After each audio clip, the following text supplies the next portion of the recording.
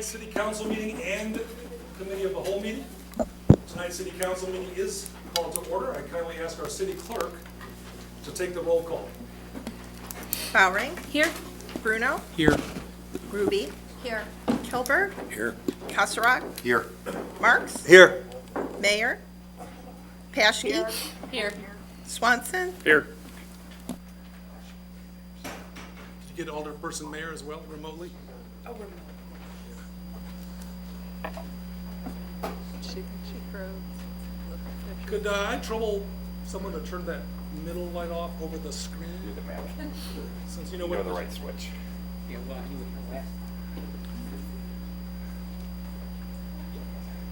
Thank you, Alderperson Bruno. Ladies and gentlemen, before we begin the official business of the meeting, I do have some very, very sad news to share with the council and with the community tuning in. We received word earlier today that our dear friend, the husband of Cynthia Albright, the chairperson of the International Cultural Exchange Committee, passed away this weekend. All of you probably know Carl, or know of Carl, an extraordinary partner to Cynthia, an extraordinary supporter of all that Geneva stands for, a retired professional from Fermilab. There is a service to recognize his life this Thursday at Yours Funeral Home in St. Charles from 4 p.m. to 8 p.m. So with that, I want to extend to Cynthia and their family our heartfelt condolences, and if I may, I'd like to invite all of you to join me in just a moment of silence to honor Carl. Thank you all very much. Item 3A is to recognize Harrison Street School fudge puffs. Remember the question, what do you don't like about being mayor? No. The Pledge of Allegiance is going to be led by our Daisy Troop from Harrison Street School. Ladies, this is your chance. Ready? Follow your leader in terms of when to begin, okay?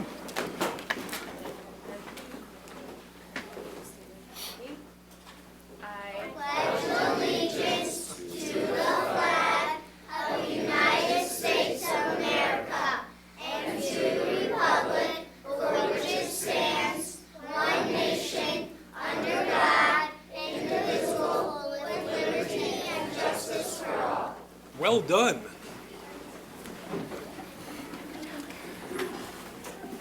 And now it's customary, should one of you choose to perhaps join us at the podium or in front of the podium. Would any of you like to say a few words regarding your visit tonight to City Hall? We got together at 6:30, ladies and gentlemen. We talked about all things Geneva. We had a tour of City Hall. We hung out in the mayor's office. A lot of tough questions. And clearly a major impact on these young people's lives. So it was a... Can you share a question with us?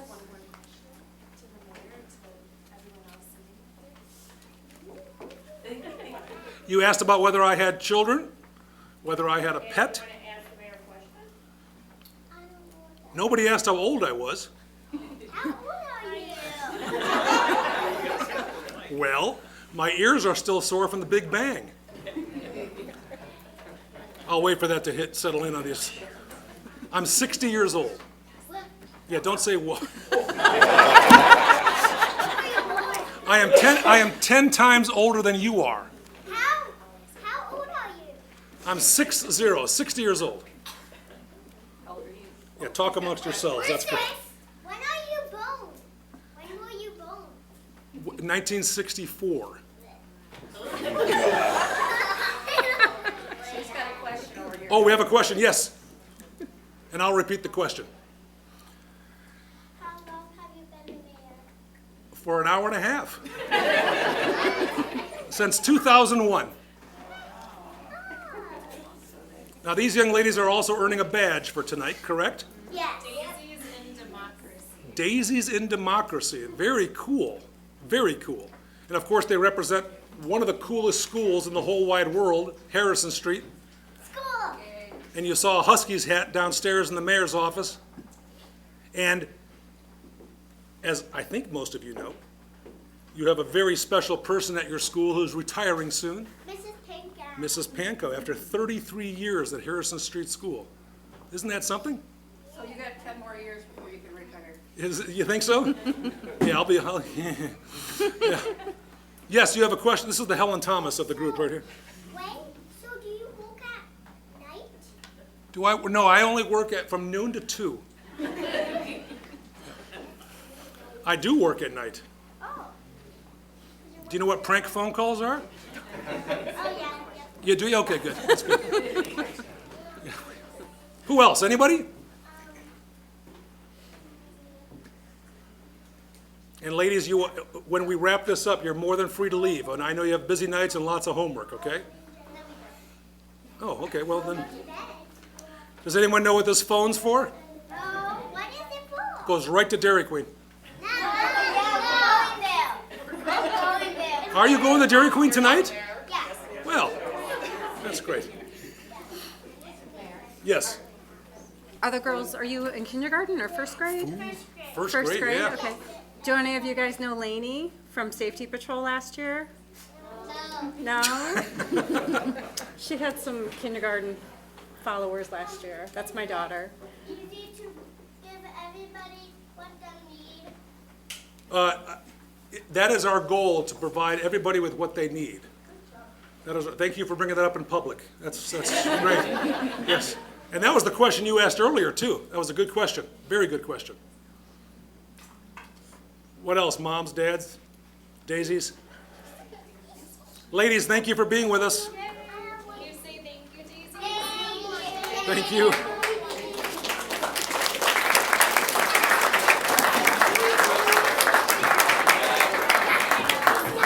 Our first item of business is to make the Daisies the new police force. Item 4, folks, amendments to the agenda. Are there any amendments this evening? Item 5 is the omnibus agenda. All items marked with an asterisk are considered to be routine by this council. All those items so asterisked can be considered and voted upon with one motion. Is there such a motion? Motion by Bowering, seconded by Patchke. City Clerk, please take the roll. Bowering? Aye. Bruno? Aye. Ruby? Aye. Kilberg? Aye. Kasserag? Aye. Marks? Aye. Mayor? Mayor, aye. Paschke? Aye. Swanson? Aye. With nine votes in the affirmative, 0 votes in the negative, the omnibus agenda has been approved by this city council. We jump to number 8, municipal bills for payment. We kindly ask our city clerk to please read the bills in their aggregate for our consideration. Then I will entertain a motion in a second to pay. Municipal bills for payment total $4,873,010.80. Mayor, I move that we approve and pay the bills as read. The individual items that add up to that amount can be found in tonight's packet on the city website. Second. Alderperson Bruno makes the motion. Alderperson Bowering makes the second to pay the bills as presented, which appear on the city council's packet and on the City of Geneva's website. City clerk, please take the roll. Bruno? Aye. Ruby? Aye. Kilberg? Aye. Kasserag? Aye. Marks? Aye. Mayor? Mayor, aye. Paschke? Aye. Swanson? Aye. Bowering? Aye. 9 votes in the affirmative, 0 votes in the negative. The bills have been authorized for payment. We jump to Committee of the Whole, items of business, which have all been on the consent, forgive me. 10, presentation of ordinances and resolutions. 10A, consider ordinance number 2024-42, authorizing the issuance of waterworks and sewerage revenue bonds of the City of Geneva, Kane County, Illinois, in an aggregate principal amount not to exceed $20 million for improvements to the waterworks and sewerage system of the city, specifically constructing a new sanitary sewer river crossing and screening building. Motion by Bowering, seconded by Marks to put this on the floor. Ms. Dawkins with the summary. Okay, so, and if it Pleases the council, I'm going to give you the summary for both A and B because they're similar items, just different dollar amounts. So to fund the sanitary sewer river crossing, the wastewater treatment plant screening building projects, and the water main and lead water service line replacement programs, the city will be utilizing the IEPA Water Pollution Control Loan Program. The program allows the city to borrow funds from the IEPA at a low interest rate. The current rate is 1.81%, but the final rate will be determined at loan closing. So the requested amount is $20 million for the first project and $15 million for the second project. This debt issuance is subject to a backdoor referendum procedure. Should the city council approve the authorizing ordinances, the city will publish these ordinances in the Daily Herald on October 30th, 2024. Any objectors then have 30 days to obtain 10% or 1,622 signatures to require the city to go to referendum. The petition period will expire on November 29th, 2024. The bond ordinances will then be placed on a committee of the whole meeting agenda once the IEPA approves the loans. We do have with us Director Cruz, if you have any additional questions regarding these loans. Questions for either the superintendent, or excuse me, the Director Cruz or the superintendent, Mr. Van Gespen? Remotely, Alderperson Mayor, any questions? No questions. Very well, we're ready to vote. The motion was offered by Bowering, seconded by Marks. City Clerk, please take the roll. Bowering, Aye. Bruno, Aye. Ruby, Aye. Kilberg, Aye. Kasserag, Aye. Marks, Aye. Mayor, Mayor, aye. Paschke, Aye. Swanson. Aye. With a motion and a second approved with 9 affirmative votes and 0 nay votes, item 10A has been approved. 10B, related to 10A, and as summarized by City Administrator Dawkins, is to consider ordinance number 2024-43, authorizing the issuance of waterworks and sewerage revenue bonds of the City of Geneva, Kane County, Illinois, in an aggregate principal amount not to exceed $15 million for improvements to the waterworks and sewerage system of the city, specifically water main and lead water service line replacement. So moved. Second. Bruno makes the motion, Marks makes the second. Any comments for either Director Cruz or Superintendent Van Gescam? Any questions from Alderperson Mayor, who's remote tonight? No questions. City Clerk, please take the roll. Bruno, Aye. Ruby, Aye. Kilberg, Aye. Kasserag, Aye. Marks, Aye. Mayor, Mayor, aye. Paschke, Aye. Swanson, Aye. Bowering. Aye. 9 affirmative votes, 0 nay votes. Item 10B has been approved by this council. Item 10C is to consider ordinance 2024-44, rezoning lots 2 through 4 of the Crossings at Geneva subdivision to allow the secondary use multifamily residential without an age restriction, presented by Covenant Construction Company. Is there a motion? Bowering and Marks. Ms. Dawkins. Okay, and so again, for ease, I'm going to summarize the next 3 items as they are also all related. Okay. So we have 2 applicants and 3 requests for the city council's consideration. The first, the owner of the property, Covenant Construction Company, is petitioning to rezone lots 2 through 4 to allow for the secondary use of multifamily development without an age restriction.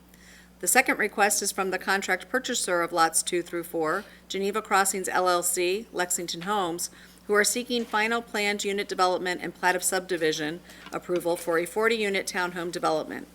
And lastly, both applicants are proposing to establish a special service area to finance the cost of providing and retrofitting electrical infrastructure to serve the proposed development. This proposed SSA would only apply to the project owners and future owners of the townhomes. The public hearing was held on September 26, 2024 by the Planning and Zoning Commission, who unanimously recommend approval. With us this evening, we do have Director DeGroot, and we also have representatives from both Covenant Construction and the other, Geneva Crossings LLC. Just a reminder to the ladies and gentlemen joining us tonight and of course, our city council and anyone tuning in. Tonight's opportunity for questions and answers are for the city council. This is not a public hearing, so I will turn the floor over to the city council for any questions of either the applicant and/or Director DeGroot. Alderperson Bruno, the floor is yours. Well, I'll start with a question to staff. This is all balled into one. We are both the rezoning, the plans, and the SSA. So there's three different actions that you have to take, but, so you have the rezoning, you have the PUD, and then you have the SSA. Okay, great. I just summarized them all Yes. together because they're all related. Thanks. Not to confuse, sorry. That's all it's good for now. Anyone else from the dais?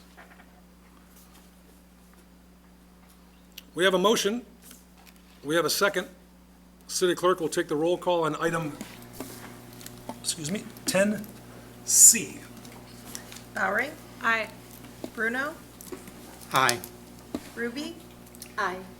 Kilberg, Aye. Kasserag, Aye. Marks, Aye. Mayor, Mayor, aye. Paschke, Aye.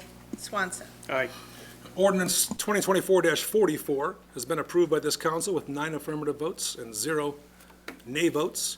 Item 10D, consider Resolution 2024-105, granting a final planned unit development approved and final plat of subdivision approval for Geneva Crossings LLC. Marks makes this motion, Kasserag the second. The summary stands as Ms. Dawkins provided momentarily, or moments ago. Is there questions for either Mr. DeGroot and/or the applicant? Alderperson Bruno. Thank you. This is for the applicant. The plans show there's no one-story living option. There's living spaces are separated vertically. Whoever the applicant, whoever's going to speak for the applicant, we invite you to join us and share with us your name, and the floor is yours. Is this on? Yes, Okay, it is. it is. Hi, Nate Weinsmo with Lexington Homes, Geneva Crossing LLC. The question was the product type. Yes. Yeah, there are 3 separate models we will offer, but all of them are 3-story, 2-car garage. So the first floor at grade is a flex living space, but your primary living, dining, kitchen is on the 2nd level with bedrooms on the 3rd. Okay, and I looked through the plans, but just to make sure I didn't miss anything, there isn't any way for those units to accommodate elevators. We do offer a plan option that has an elevator. Typically, it's if it's printed in the brochures, we offer it as an option to any buyer. In a plan, you'll see it in place of what would typically be closets that would align on 3 levels, but. I didn't see closets lining up on, Yeah, we custom design it, not as a standard feature, but if we do offer it as an option. well, one-story living is, or effectively the same is important to me, but thank you very much. Yes. Anyone else from the dais for either our guest or our director, Mr. DeGroot? Any questions from Alderperson Mayor, who is joining us remotely?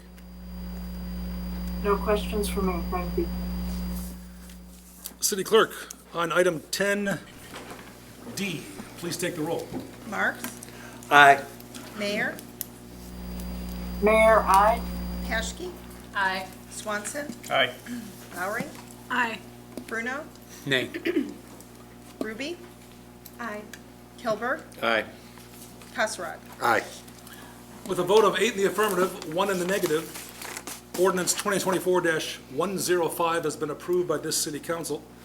We jump to item 10E, consider resolution 2024-106, accepting an application proposing to establish a special service area for the Geneva Crossings subdivision. Covenant Construction Company and Geneva Crossings LLC are the applicants. Is there a So moved. motion?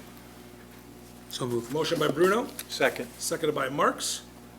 Questions for either the applicant and/or Mr. DeGroot? Any questions from our guests joining us remotely? Alderperson Mayor. No questions. City Clerk, please take the roll. Bruno, Aye. Ruby, Aye. Kilberg, Aye. Kasserag, Aye. Marks, Aye. Mayor, Mayor, aye. Paschke, Aye. Swanson, Aye. Bowering. Aye. Resolution 2024-106 has been approved by this council with 9 votes in the affirmative, 0 votes in the negative. Item 10F, consider ordinance 2024-45, granting preliminary final planned unit development approval for 200 South 3rd Street and 310 Campbell Street. Motion by Bowering, seconded by Marks. Ms. Dawkins. Okay, so the subject property is located in the city's historic district and is improved with a pair of 2-story buildings joined via a modern connector. The applicant, Mr. Dan McFadden, is seeking to remove the connector to restore the site's original configuration of 2 separated buildings. The applicant is requesting a planned unit development to allow for 2 buildings on 1 zoning lot, along with several other variations related to existing conditions. The Historic Preservation Commission reviewed the proposal and provided comments for the Planning and Zoning Commission, who held a public hearing at their October 10th meeting. The commission unanimously recommends approval of the request. And with us this evening, we do have Director DeGroot, and we also have the applicant present for any questions. Questions from the dais for either the applicant or our Director of Community Development, Mr. DeGroot. Seeing none here live in the chamber, is there any questions from Alderperson Mayor? No, I have no questions. Thank you. There's been a motion by Bowering, a second by Marks. City Clerk, please take the roll. Bowering, Aye. Bruno, Aye. Ruby, Aye. Kilberg, Aye. Kasserag, Aye. Marks, Aye. Mayor, Mayor, aye. Paschke, Aye. Swanson. Aye. With a vote of 9 in the affirmative, 0 in the negative, ordinance 2024-45 has been approved by this council. Item 10G, consider ordinance 2024-46, granting a variation to reduce the street yard setback from 20 feet to 14.73 feet for a proposed front porch at 117 McKinley Avenue. Motion by Bowering. Seconded by Patchkey. Ms. Dawkins. Okay, so the subject property is improved with a single-family detached dwelling and rear yard detached garage. In an effort to create a more inviting, attractive entryway to the home, the applicants and owners of the property are proposing to construct an open porch to the front facade of the residence that would reduce the front yard setback from the required 20 feet to 14.73 feet. At the Planning and Zoning Commission meeting on October 21st, 2024, the commission unanimously recommended approval of the requested variation to modify the street yard setback. And again, we still have with us Director DeGroot, and we also have the applicant present as well if you have any additional questions. Questions from the dais. Alderperson Bruno, the floor is yours. This would be for the applicant. Is there anyone here? Oh.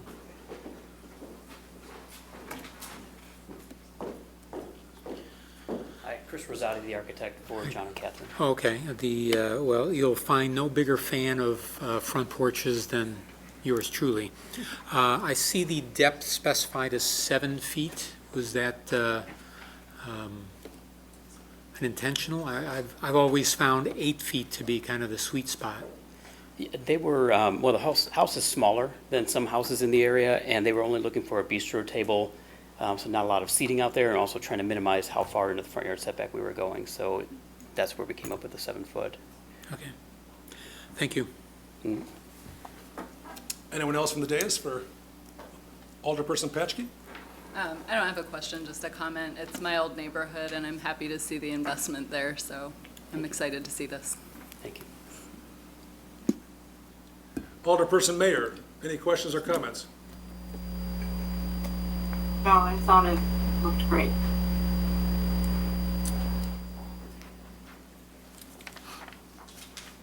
Motion by Bowering, seconded by Marks. City Clerk, please take the roll. Excuse me. For the record, Bowering and Patchke, forgive me. Bowering, Aye. Bruno, Aye. Ruby, Aye. Kilberg, Aye. Kasserag, Aye. Marks, Aye. Mayor, Mayor, aye. Paschke, Aye. Swanson. Aye. Ordinance 2024-46 has been approved with 9 affirmative votes and 0 nay votes. Thank you. Thank you. Item 10H. Yeah. We will take a break halfway through the motion reading in case there's any.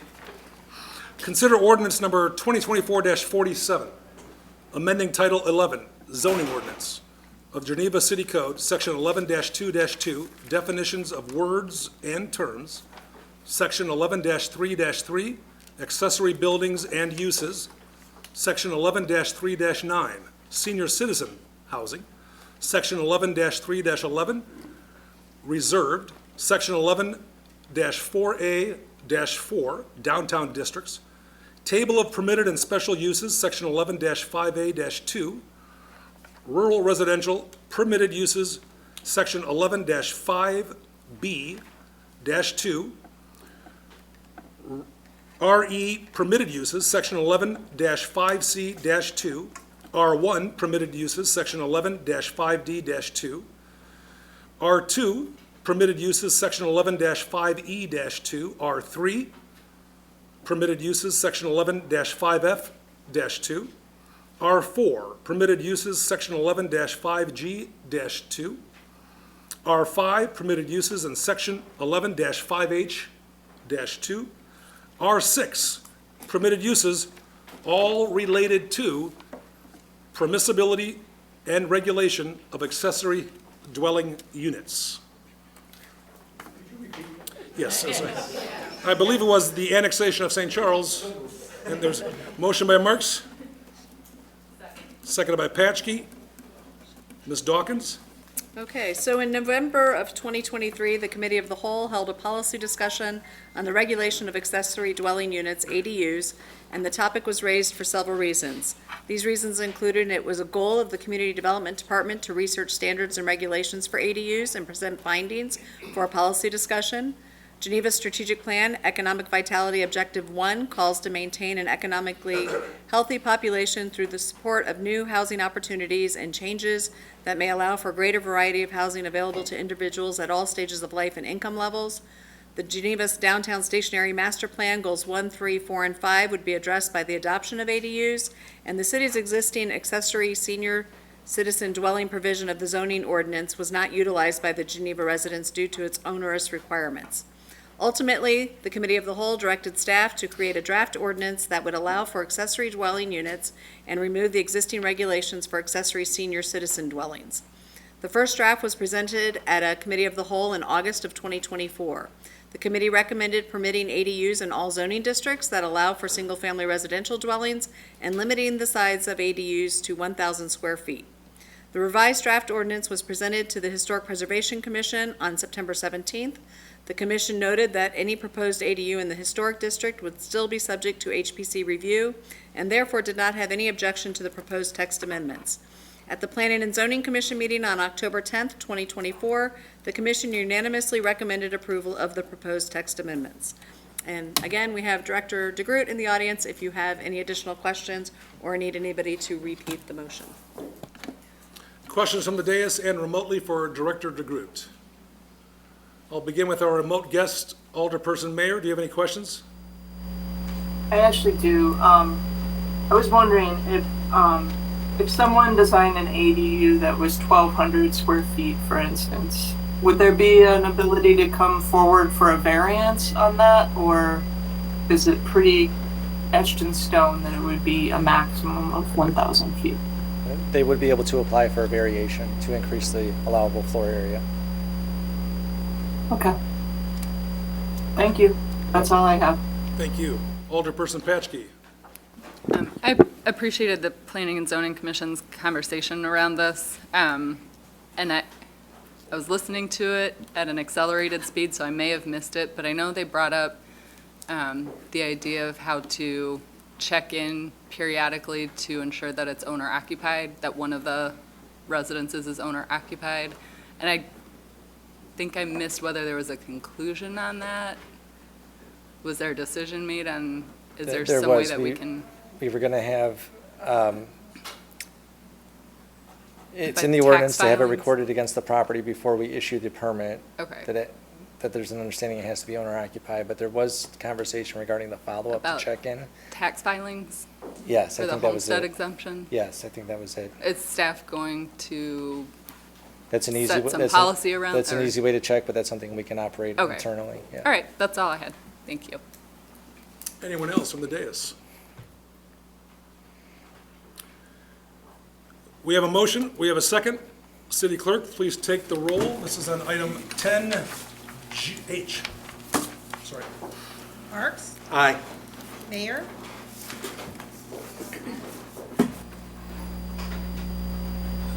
Alderperson Mayor? I'm sorry, I tried. Mayor, aye. Paschke? Aye. Swanson? Aye. Bowering? Aye. Bruno? Aye. Ruby? Aye. Kilberg? Aye. Kasserag? Aye. With 9 affirmative votes and 0 nay votes, ordinance 2024-47, the longest motion in the history of our community, has been approved. Item 10I, consider resolution 2024-107, authorizing a redevelopment agreement by and between the City of Geneva and MIF Geneva Park-J LLC, MIF Geneva Park-M LLC, and MIF Geneva Park Master Developer LLC. Bowering makes the motion, seconded by Marks. Ms. Dawkins. Okay, so 211 acres of land within the city's southeast master plan area tax increment finance district, also known as TIF 4, has been entitled to provide for the development of a new industrial park, including extension of Couts Road, signalization, utility extensions, stormwater management. Construction of infrastructure is set to begin in 2024, the first building in 2025, and full project stabilization by 2032. Per the presentation at the June 17th, 2024 Committee of the Whole meeting, the total project budget is $296.7 million. To assist with the partnership formation, the city used a third-party development advisor to conduct a but-for analysis. Such analysis determined that the project requires public assistance to achieve market-acceptable rates of return. The need for assistance is driven by the substantial upfront infrastructure costs, including nearly $25 million that will be incurred prior to constructing the first building. The redevelopment agreement for your consideration provides for $42.8 million of assistance, approximately 14% of the total development costs. Such assistance will be structured through the issuance of alternative revenue bonds and pay-as-you-go notes. The city will issue an alternative revenue bond with increment property taxes from all project PINs pledged as the primary source of repayment. Bond proceeds available to reimburse the developer will be either $4 million or $5 million after associated costs of issuance, depending on the status of water main loop construction by an adjacent developer. The remainder of funds, $38.8 million, will be provided through the issuance of PAYG notes after the second building receives occupancy. The source of payment for the bond and the notes will be the net increment from the project PINs. The development will generate the income to provide an incentive for development. The city has worked with special legal counsel and bond counsel to ensure that the public-private partnership is structured to limit risk to the city while addressing the needs of the developer to infuse capital into the project. The city has worked to make sure the first priority for TIF funds collected will be the repayment of the city bond annually, including needed reserves. The remaining increment will be split between the city and the developer. Specifically, 80% of the net annual increment will be made available to the developer, and 20% will remain in the special tax allocation fund for other TIF eligible expenses as authorized by the city council. With us this evening, we do have Director Timoshenko and also representatives from the developer. From the dais, questions for either Director Timoshenko and/or the developer. Alderperson Marks. I'm not sure who to ask this to, but I was a little confused by the final Exhibit F with all of the flow chart of the senior lien accounts, the junior lien accounts. Could someone explain how that all flows, so I'm not sure who's the best one for that. We kindly invite you to introduce yourself. If your last name requires spelling, please do so. Great. And the Good evening, floor everybody. is My name is Kent Flores. I'm with Chapman and Cutler. I'm the city's bond counsel. That's the guy, okay. Great. So I'm not sure the version of the that exhibit that was in there, but what we've done is we've created an account structure that breaks it. So when incremental taxes are received, they go into the special tax allocation fund, referred to as the staff fund there. Okay. So within that, we've created a series of accounts to ensure that the different levels of priority of payment on the alternate bond versus the notes have their own segregated account. Okay, that's what I And so thought. that's the reason for all of That's this. what I wanted to make sure. So the general account is us, the MIF is the Geneva Park account, which is the 80-20 split. Yep. But the senior lien account is always going to be paid first. Correct. And the senior lien is the alternate bond. And that's the alternate bond that Right. we're approving tonight for, So you'll approve that at some point in the future. okay. And then we're just approving the agreement right now is what it Correct. is. So there's no loan being approved tonight. And then the junior lien and the third lien are the pay-as-you-go. correct? Exactly. And then the direct pay is at the end. Yep, So- that's so, exactly okay. right. So realistically, that's why I was confused. I would have thought the senior lien account would have been in front of the general account and the MIF Park account, but, You know, it's the way that the structure came about was just to keep the general account, because it's going to be used for the city's purposes, was to keep that outside of the developer account and separate. So Got it. that- Okay. that's, it is, the structure doesn't exactly flow down like you would that's expect. what I was expecting, more of a flow down. That's why I was confused by Right. it. So, okay, thank you. That answers my questions. I appreciate it. You bet. Anyone else from the dais? Alderperson Mayor, remotely, any questions? On item 10I, Hi, no questions, thanks. we have a motion by Bowering, a second by Marks. City Clerk, please take the roll. Bowering, Aye. Bruno, Aye. Ruby, Nay. Kilberg, Nay. Kasserag, Aye. Marks, Aye. Mayor, Mayor, aye. Paschke, Aye. Swanson. Nay. With 6 votes in the affirmative, 3 votes in the negative, Resolution 2024-107 has been approved by this city council. We're now at item 11, folks, public comment. Anyone joining us this evening who wishes to address the council or share some information with the council, now is your chance to do so. It's our chance to listen. The floor is open.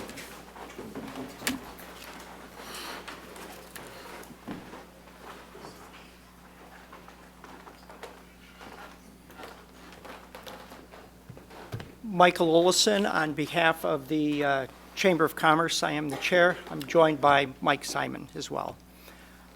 I just wish to thank the city for its understanding. We were in the middle of working out a long-term comprehensive agreement between the Chamber and the City of Geneva, when unfortunately, my life got very busy rebuilding Stockholms. That has been completed, and I look forward to re-engaging with the city to get an agreement, a long-term agreement, worked out as quickly as possible. As a quick side note, we reopened in 70 days, in large part to the great cooperation, guidance, and help from the Geneva Fire Department and the Geneva Building Department. It could not have been done without them. They were absolutely amazing. Thank you.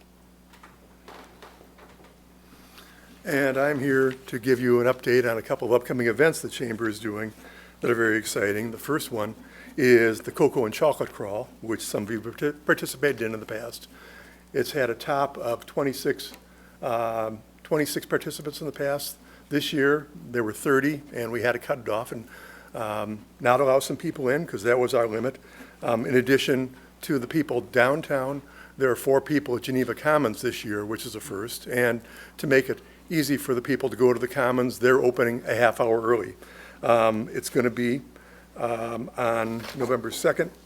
And to give you an idea of the range of businesses that are participating, you've got 123 on 3rd, 25 N Co-working, Aurelio's Pizza, Blinka Optical, Burger and Sushi House, Chianti, Charcuterie, Craft Urban, Crystal Life Technology, Ella's Italian Pub, Fair Game, Geneva Ale House, Geneva Winery, Gia Mia, Grow Geneva, Hollywood Fluid Art, House of 423, Inglenook Pantry in Luro, Little Red Barn Door, Little Traveler, Livia, Liz and Kate Noble House, Parla, Penrose Brewing, Stockholm's Sweet Sensations, Up North Winery, and Urban Artisan downtown. And at the Commons, there's Apricot Lane, Crumble Cookie, Swish Avenue, and Wet Nose. Second thing is the Christmas Walk is coming up on December 6th, and the house tour is going to be December 6th and 7th. Over 900 tickets have already been sold. And we do need volunteers, so for you folks and anybody watching, please contact the chamber if you're willing to volunteer. Every volunteer gets a ticket to the house walk. And in advance of the walk, we thank the city, we thank the police department, the fire department, and Public Works, because without your cooperation and help and the support financially from the city to allow that to happen, none of these events would happen. So thank you all very much. Thank you both. Anyone else? How about new business from the dais, from our august city council members? And august we are. How about a motion to adjourn the city council meeting? Motion by everybody. Motion, but we'll give that one to Kasserag. All in favor of adjourning the city council meeting, please say aye. Aye. Anyone opposed? We're adjourned. We'll take just a moment to transition to the committee of the whole meeting. Good evening. I'd like to call to order the Committee of the Whole meeting for October 21st, 2024. And for the record, all the alderpersons are present, and Alderperson Amy Mayer is with us remotely. First item of business is to approve the regular Committee of the Whole minutes from October 7, 2024. Is there such a motion? Moved by Martha. Nice. Any questions, comments?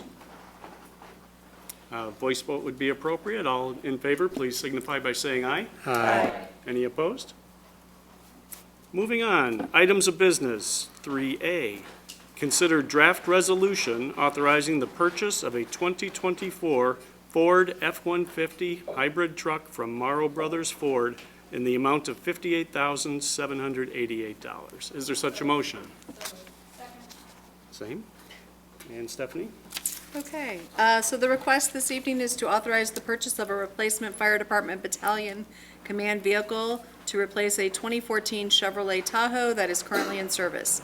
The 2024 Ford F-150 4x4 Super Crew hybrid truck will be purchased from Morrow Brothers Ford in Greenfield, Illinois, based on the state of Illinois purchasing contract. If you have specific questions relating to the vehicle, we do have with us Chief Antonori tonight. Thank you. Alderperson Marks. Chief, it's probably an easy one, but I noticed that what we're replacing is really like a Tahoe, which is totally enclosed, and now we're going to a pickup truck. What was the reason for that? I would have thought that there would have been equipment inside for command center, but I could be wrong. Yes, there will be a cab over the back of the pickup. Okay. And completely enclosed for all the equipment. Stays. In Yeah, the I back. would thought there would have been equipment, so Yeah. it's just because you have more room then, is that the case? Yeah, one of the main considerations is safety.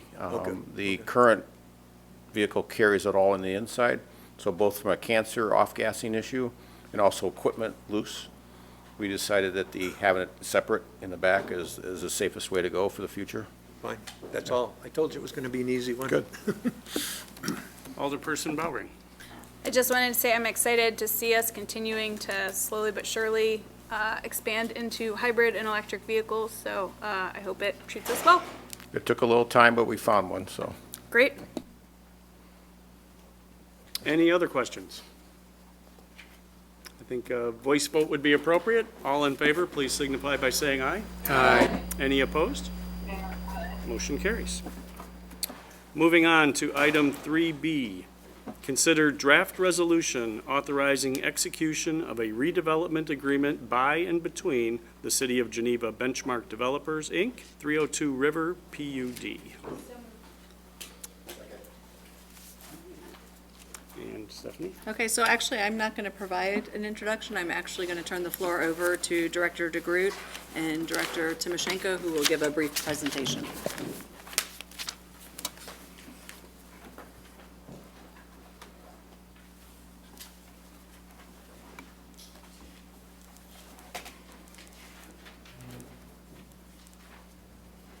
Okay, good evening.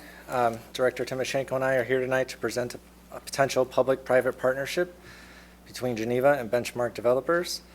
Normally, this is something Director Timoshenko would present without my assistance, but there's been some time that's passed since this was before Historic Preservation and Planning and Zoning Commission. And the applicant has made some changes to address the recommendations of those commissions, so we thought it was good to provide a summary of where we're at today. I want to note that we're presenting the project, but we're not asking for any recommendation from the committee tonight on the land use entitlements. The request this evening is only on the proposed redevelopment agreement that Kathleen will go through in a few minutes. So the 302 River project proposed by Benchmark Developers closely aligns with the goals of the 2025 strategic plan, as well as the recently adopted 2030 strategic plan.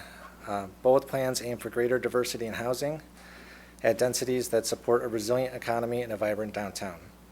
The 2030 plan further suggests that we look for those opportunities within existing TIF districts.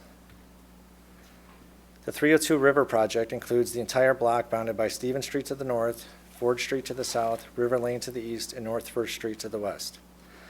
The block is part of Opportunity Site 2 in our downtown master plan, which envisioned new attached single-family or townhomes along North First Street, and then new multifamily buildings facing River Lane. The block is also wholly located within TIF 3, which was adopted in 2016 as the implementation step for the downtown master plan. Another implementation strategy for the downtown plan was the 2019 zoning update. This project aimed to have consistency between the downtown plan, the zoning map, and the zoning ordinance. Tried to remove barriers, especially if it was compliant with the downtown plan, and try to streamline the review processes for projects compliant with the plan. So this block now is zoned for townhomes along First Street and then a multifamily along the riverside. I want to note here that the images you see throughout are the revised images that were received in October, and I will explain that a little bit more detail in a minute. But Benchmark Developers is the contract purchaser for the entire block. They are proposing a 114-unit multifamily apartment building along River Lane and 12 rental townhomes along North First Street. They're also proposing to preserve and relocate the single-family home at 305 North First Street. And that building would be moved to the corner of Ford and First and used as their leasing office. As shown here, the project is largely consistent with the illustrative development concept in the downtown master plan. It has rear-loaded townhome units along North First Street, a multifamily building oriented towards the river, and shared parking in between. The heavy black line on the left here corresponds to a cross-section from the downtown master plan. The upper image on this slide is that cross-section. The intent here was to show how a multi-story building along the river might be shielded from North First Street, given the change in elevation from the river to North First Street. The image on the bottom shows how the Benchmark proposal would meet this objective. And we, of course, have real-world examples of this as you go further south with the North Riverfront condos along River Lane. The project is being proposed as a PUD. One of the purposes of the PUD process, as outlined in the zoning ordinance, is to promote the development of opportunity sites as set forth in the city's comprehensive plan and downtown master plan. The PUD process does allow for some flexibility in zoning standards in order to achieve the character desired in those zoning districts and in the comprehensive plan. I'm going to walk through the variations being requested. The first is to increase the building height from 50 feet to 53 feet. The building height is measured by taking the average height at grade around the building. So there are portions of this building that are less than 50 feet. On the west side, it's a little under 48 feet.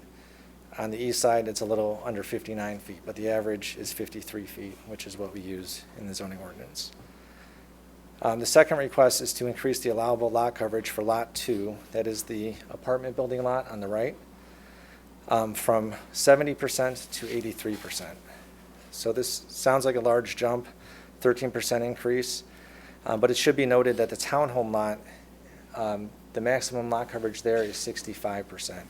They're only proposing 50% on that lot. So we looked at the block overall. The overall lot coverage is proposed at 66.7%, which, again, when you look at the block overall, it's really only a 500 square foot increase that they're asking for in lot coverage on the block overall. The third variation is to reduce the rear yard setback for Lot 2 for the apartment building. You can see the red line here is that lot line, and the apartment building sits directly on the lot line. The requirement is for that building to be set back 10 feet from that lot line. For the townhomes, they're required to be set back 20 feet from that lot line. So if you follow the strict letter, you could have a 30-foot gap between the townhome building and the apartment building. What we have shown on the proposed plans is over 75 feet when you combine the landscape area, the parking, and the drive aisle behind the townhomes.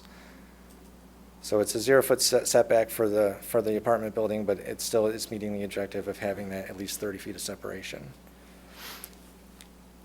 The fourth variation is to reduce the river lane setback from 10 feet to 0 feet. This is specifically for the parking that's proposed. It'd be the west side of River Lane. Those would be private parking stalls on the private property. The building itself is set back 20 feet, which is a rather large increase from what is there today. The Bottling Works building sits right on the property line today. And then finally, the last variation is to have 3 buildings on a single zoning lot. Benchmark is proposing to own both lots. There are 3 buildings, the 2 townhome buildings and the leasing office on the lot 1. But those lots could be divided and meet the zoning ordinance requirements if they ever decided to part ways with them. So this project was presented back to HBC in February. The commission did express concern with the scale of the project, the variations being requested, and recommended that the buildings be preserved and adaptively reused where possible. In response to the commission's recommendation, Benchmark eliminated 2 townhome units and is proposing to preserve and relocate the single-family home at 305 North First Street by moving it to the corner of First and Ford and using it as their leasing office, as shown in this image. Sure. Okay, the revised project was then presented to the Planning and Zoning Commission at the end of April. In their review, the commission stated they were supportive in principle and concept and liked how closely the project aligned with the downtown master plan. However, they felt the applicant could do more to break up the mass of the building and be more consistent with the character of the neighborhood.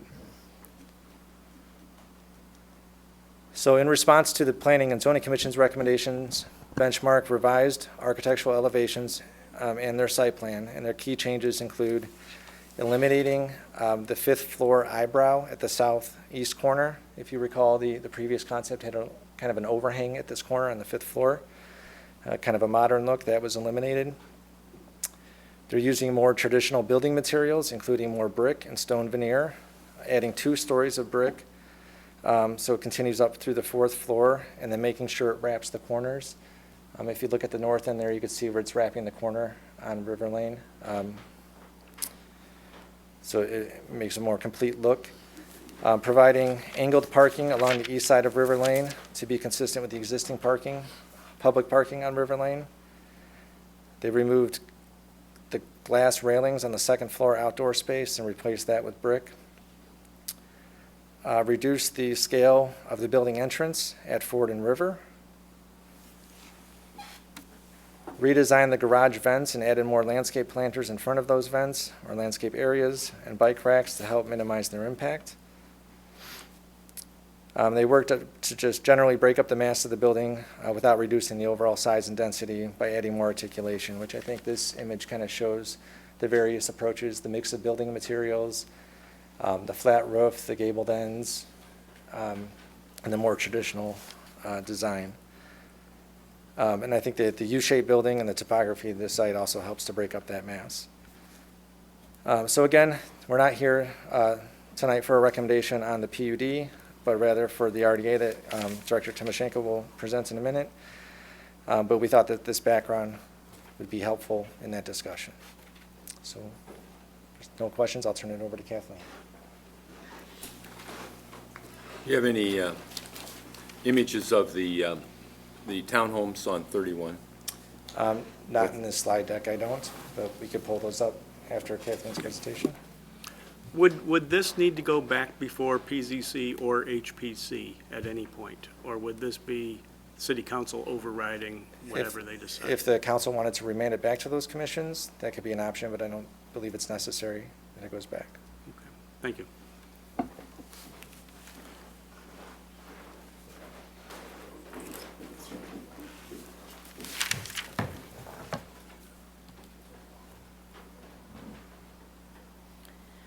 So just to overview again, the project is located in TIF 3, and that was created in 2016 as an implementation strategy for the downtown master plan. And when the TIF was created, certain conditions were found that qualified the area for this special district. And one of the goals of the plan is to work to try to minimize or alleviate those conditions. The redevelopment plan provides the mechanism necessary to support public and private development, strengthen the Fox River area as a neighborhood-level commercial and residential district, and improve connections to the downtown and the Fox River.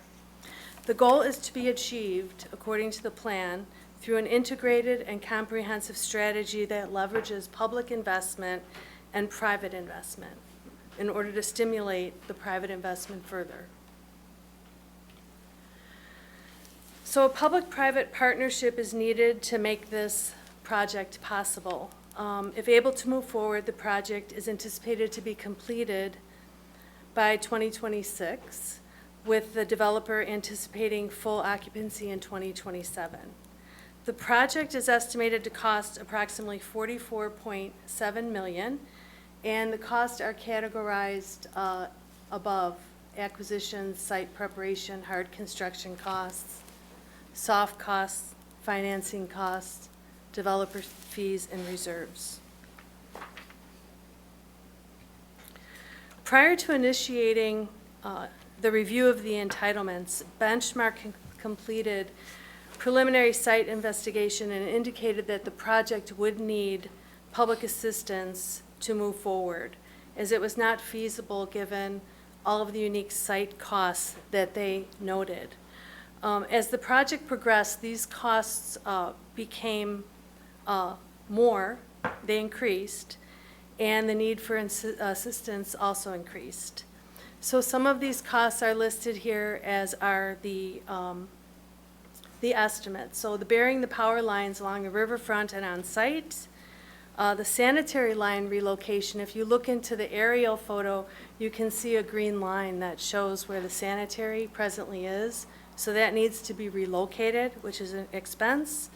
There's water main improvements, detention fee in lieu of, demolition, environmental remediation, extra parking and landscaping improvements along the river that are actually off-site, and then moving the home, which was added, as Director DeGroot explained, after the process started to go through the entitlement process. So the developer is requesting the financial assistance through the TIF on a pay-as-you-go basis at a level projected to meet industry standards for the return on investment for this type of project. So when we receive this type of request, we work with the developer to present us with a variety of information, and we engage with a third-party consultant to complete an analysis of the project financials. And the reason that we do this is not only because it's just good governance for us to have this expertise and this third-party review, but also the TIF statute requires this. It's a new amendment that was recently put into place. It does require a third-party consultant for rate of return analysis. So SB Friedman worked with us to review the developer's preliminary construction cost estimates, their operating pro forma for over a 10-year period, looking at their sources of funding, and their requests for assistance. And one of the main components of this review is benchmarking of the key assumptions driving the financial model. So we look at the land acquisition, the site preparation costs, the hard costs, what they expect to see from rents and absorptions, and their disposition value. And this is reviewed based on industry standards, looking at sources, looking at other projects, and making sure that what we're seeing is in line with what industry standards are. So we're not seeing an outlier, and we can ask questions and make corrections to anything that we feel may be out of that range. So also what happens with a third-party review is that we take a look at the projections of the TIF and the development to make certain and to understand what our potential participation level could be. These projections help to inform our understanding about our capacity to help. Can we close the gap or not? We finalized the review with a gap analysis to evaluate the developer's returns with and without assistance to make sure that the amount that we're thinking about is right and it guards against over-subsidizing a project. So it is a several-step process to make sure that what we're recommending is within the project's parameters, and it is good industry standards. So what we found was that the city can provide TIF assistance in the amount of about $8.9 million to cover the TIF eligible expenses. This is less than what the developer originally requested, but it will provide for a project that is within return thresholds. So most importantly, what we did find is that the project can pay for itself, as it can be funded from revenue that will be generated from the project itself. As you see, we have the TIF projection number there. This means that there would be no need to look beyond the project. The project can actually stimulate the money that it needs. And this is a big deal given the fact that our TIF is not at the beginning. It is almost at the middle. So this is an important finding. We, sorry.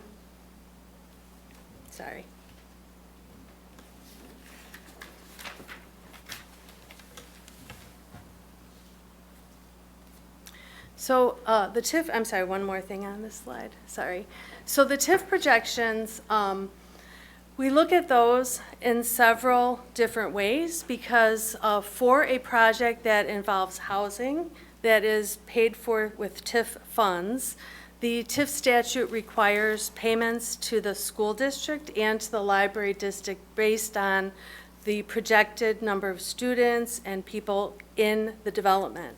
So our consultant looks at this a few different ways to make sure that our projections are conservative with respect to what may happen, because we do not know exactly the number of people that will be generated.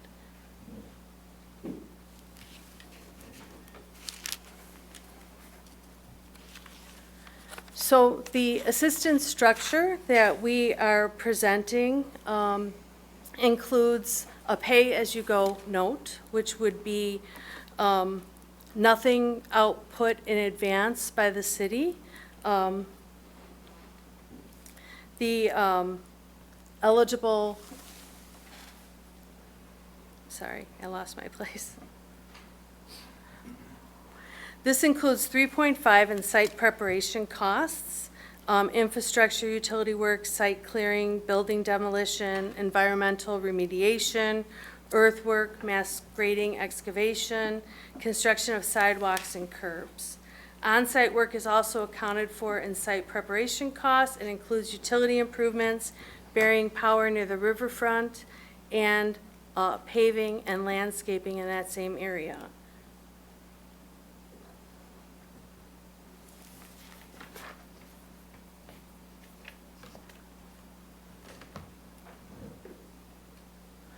The public to private investment shares would be 17% for public and 83% for private.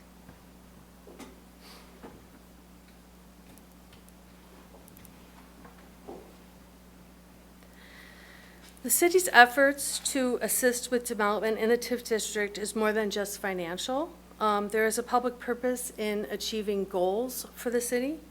The project advances strategic planning goals for a healthy economy and population that supports individuals at different stages of life and incomes. It supports a resilient local economy and a vibrant downtown. It leverages economic development programs to support new investment and development within the TIF districts. The project meets all 6 of the TIF 3 redevelopment project goals, including strengthening the Fox River connection between the downtown as a neighborhood-level commercial and residential district, improving connections between the downtown area and the river, redeveloping an underutilized site, enhancing streetscape, replacing infrastructure, providing opportunities for locally owned businesses, and increasing employment.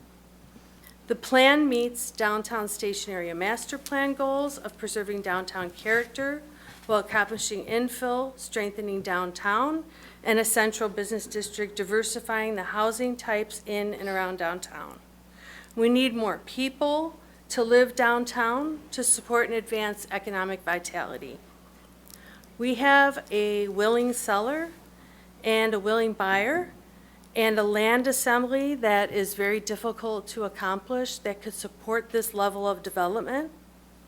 We have enough time left in TIF 3 to allow the project to generate the increment needed to bring the project to fruition.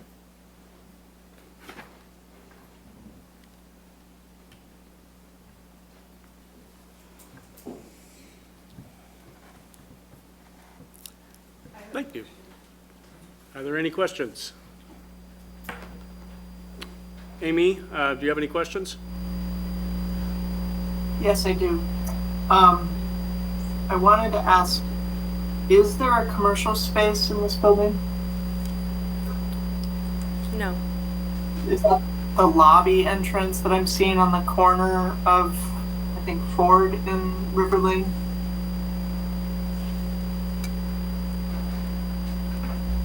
No. No, no commercial, and it's really just the back of the parking garage along there. Yes. Yeah.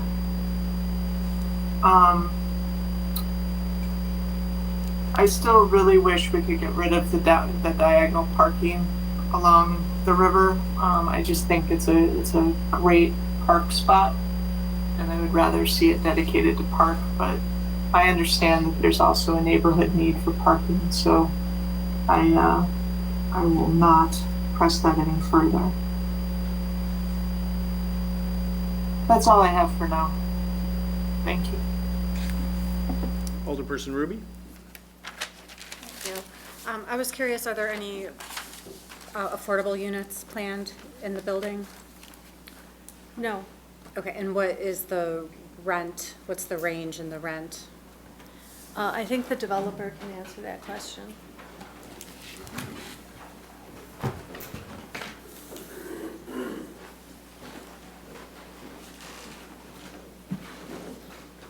Hi, my name is Anthony Pecoraro with Benchmark Developers. To answer your question specifically, we have a range of rents. So we have different products. We have studios, 1s, 2s, and 3-bedroom townhomes. So they'll range anywhere from around $1,500 to upwards of about $4,000 for the townhomes per month. Okay.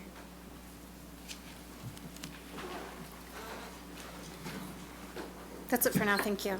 Alderperson Bruno? Thank you. So the townhomes are 4,000. What would the estimated rent be for the 3-bedroom apartments? Those are our 3-bedroom apartments. So the Oh, okay. building itself has only up to 2-bedroom apartments. Okay, so 2-bedroom apartments, roughly.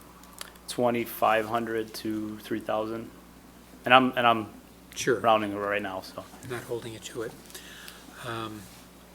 Well, I'm excited to be this close to finally getting some density downtown. We've been giving, well, I don't want to say lip service, doesn't sound right, but we've been wanting it and I think we're really close. I think it's a great use of TIF. In my dream world, I wouldn't have the townhomes. I'm not a fan of multi-story living options. But to restore, just completely restore that street facade as historic homes, but I know I can't have everything, so, thank you. Alderperson Bowring. I don't have questions. I just wanted to chime in. I agree with Alderperson Bruno. I'm excited to see a project with this amount of density coming forward. I want to commend our staff and the interested parties for working together to come up with what seems like a workable plan. I think this is a very appropriate use for TIF.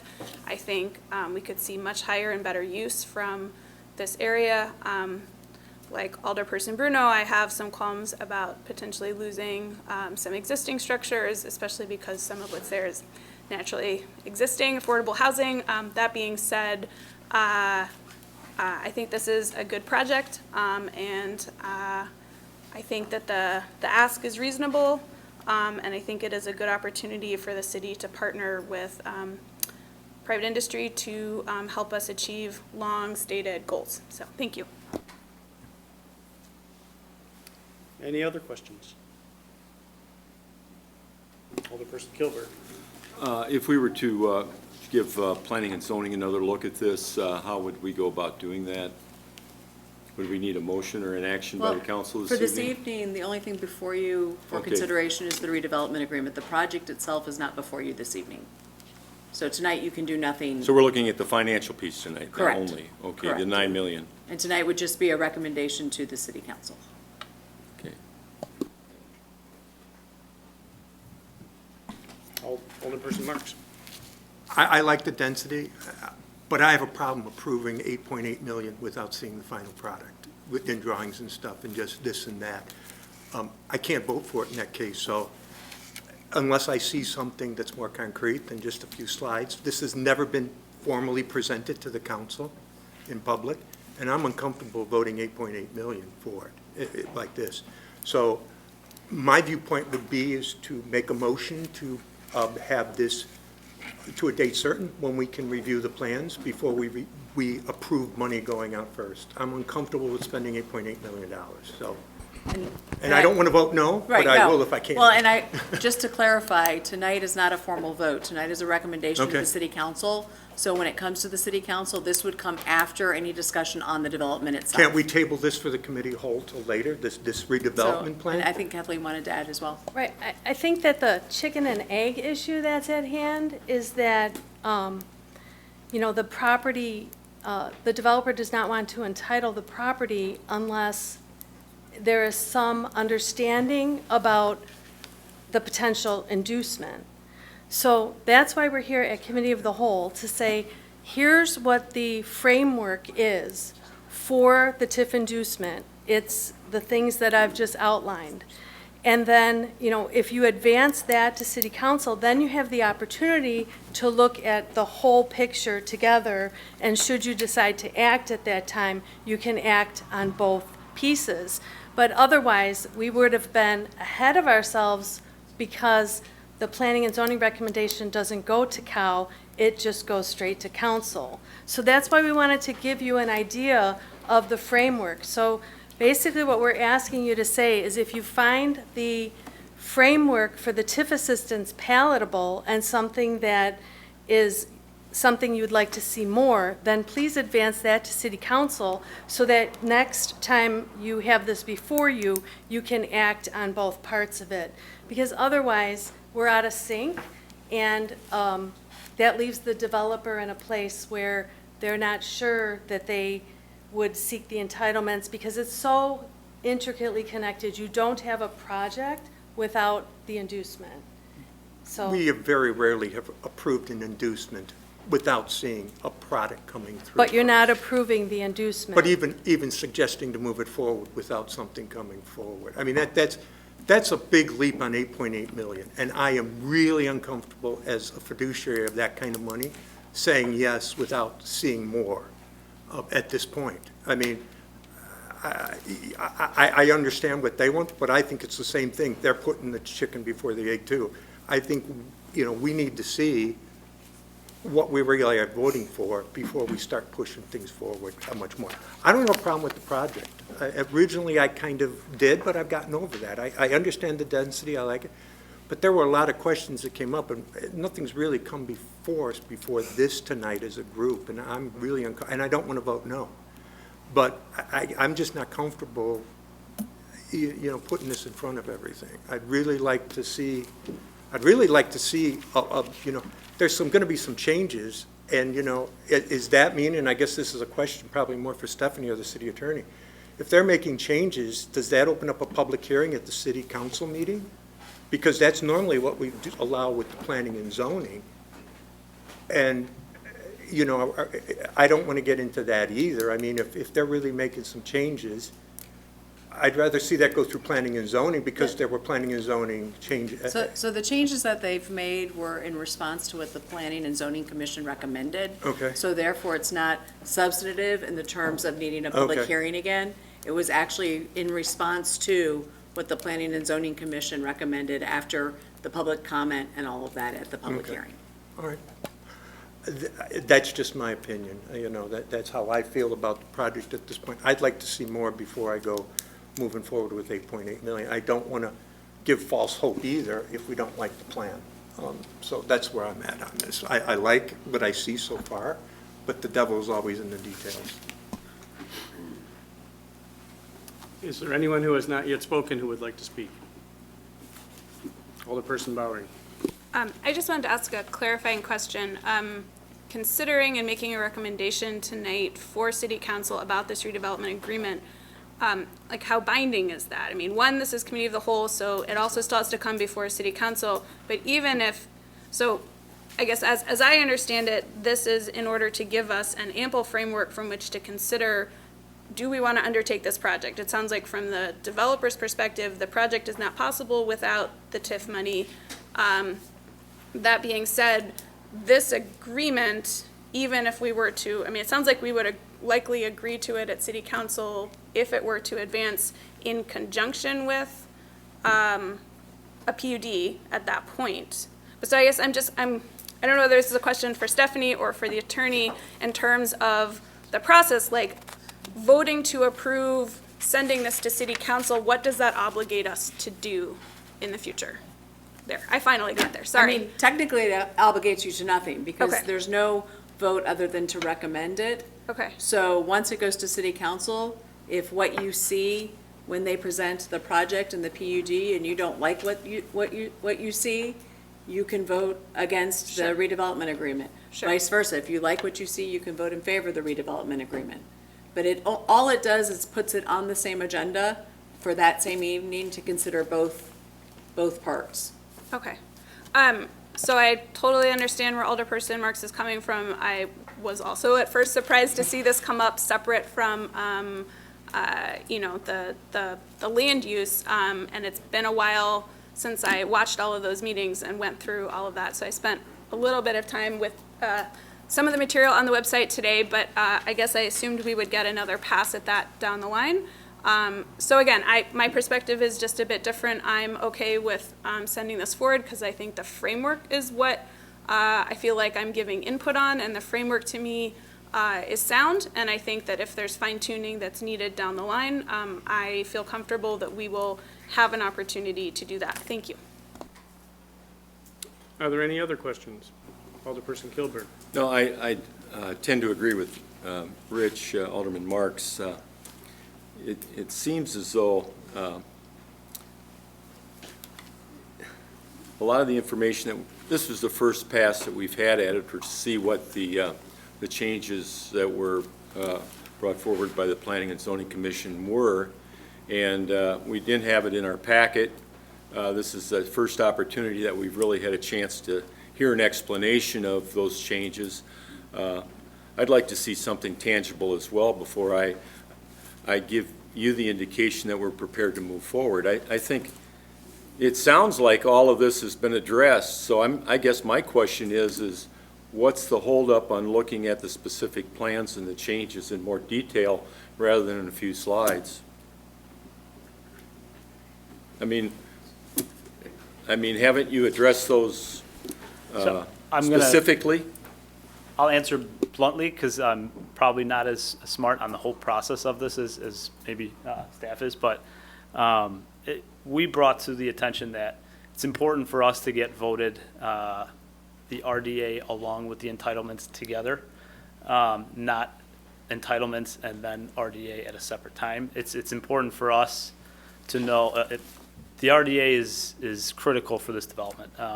Without it, it's not really a plausible deal. So we brought to the attention of staff that we would like it to be voted together. I believe this was a necessary step in order for that to be voted on together.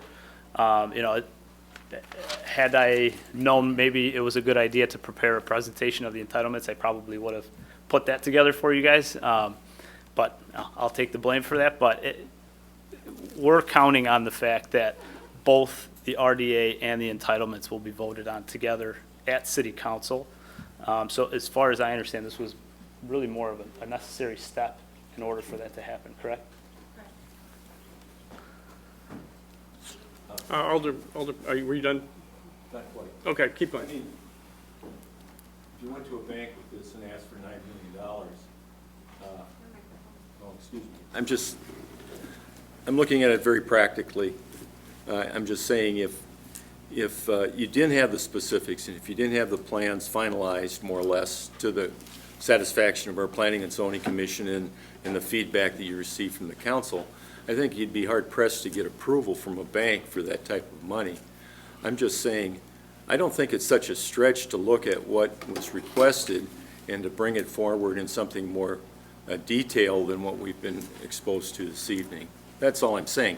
I agree with Rich. It looks like a great plan. It's going to bring density to the downtown, all those things, but as our fiduciary responsibility is to ask these types of difficult questions and not make assumptions. And tonight, you're asking us to make some assumptions. That's all I've got to say. It doesn't mean that I'm not going to approve it at some point in time. I'm just saying, I understand. show me the detail. No. Yeah. And like, for instance, I wanted to see what it would look like on 31, looking at those townhomes. And I haven't been able to answer that tonight. Is it possible to pull up? Mr. Chairman, point of order. Point of order, I kindly asked whether I could be recognized to offer a point of order. Mr. City Attorney? Yeah, you're a member of the body, so. And I kindly asked the chairman if I can make a point of order. Okay. Ladies and gentlemen, we are veering way off the topic this evening. This is about the redevelopment agreement. This is not about the site plan and the PUD. That was made abundantly clear at the beginning of this. The presentation by Mr. DeGroot was a kind way to introduce that changes were made based on Planning and Zoning Commission and HPC recommendation. But now we're talking about, respectfully, what the product's going to look like, and that's not germane to this discussion. We're only talking about the RDA. And I will also invite all of you to join me on a little journey down memory lane. About a year or so ago, it was recommended that when a vote was taken at the Committee of the Whole, the chair of the Committee of the Whole would state, and I quote, "The vote tonight was 10-0 to advance this matter to the City Council. Please keep in mind, this matter is not yet approved by the City Council. Committee of the Whole members, while serving as City Council members, can, should they choose, to change their votes. Nothing is done. Tonight, we advanced a $60,000 vehicle. The assumption is we approved it. Nothing could be further from the truth. We advanced it to the council. It'll be on the consent. It could be taken off the consent. It could be debated again. Tonight is about the RDA, pure and simple. I respect the commentary regarding fiduciary, but this is not about the site plan. This is about advancing for further discussion whether or not we marry up the RDA and we marry up the final plan and say, you did it. And if we say you didn't do it, then we have that open discussion. Pure and simple, Mr. Chairman. Thank you. Alderperson Mayor, you had your hand raised. Yes, So on the RDA, I reviewed it and I didn't find any objections to the RDA itself. I think that in keeping with what everybody else has said here, I think that this is a positive project for the downtown area. I think it does respond well to the downtown master planning. And I do think, so there weren't any drawings in the packet, but on the development projects page, there was some updated renderings and information there that I found helpful. Other people can find that information there as well. I do think that while the developments have been positive since it was before planning and zoning, I encourage the applicant to continue to fine tune the way the building sits relative to the east facade and some of the landscape issues there, so that when this does come back to us, it is completely in keeping with what planning and zoning advised were their issues, which I think were good points. But as for the RDA, I'm on board with what that showed. If the site plan approval and the PUD application shows very clearly what our reimbursable expenses through the TIF would be, then I'd appreciate that being very clear on the drawings as well. That's all I have. Thank you. Thank you. Any other questions? Alderperson Bruno. Thank you, Mr. Chair. So my interpretation of what we're doing here, we're not committing one dime tonight. That is correct. What we are doing here is giving a level of comfort to staff, to the developer, that there is very possibly a viable product in the offing.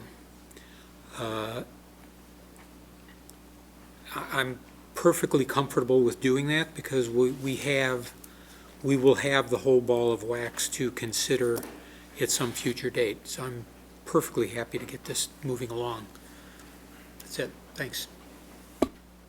And I would also note, while it's ordinary practice, if there was a unanimous recommendation to put this on consent, this would not be going on consent regardless, because again, this is more of an introduction to get a feel for it so that when you consider the project itself, you're considering it all in tandem.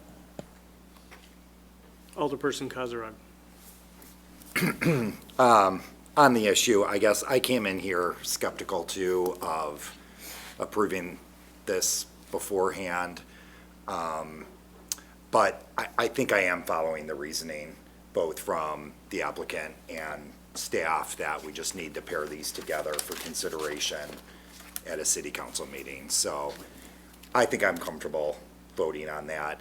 I did want to ask a couple questions about a slide that you had up there, Kathleen. Would you mind?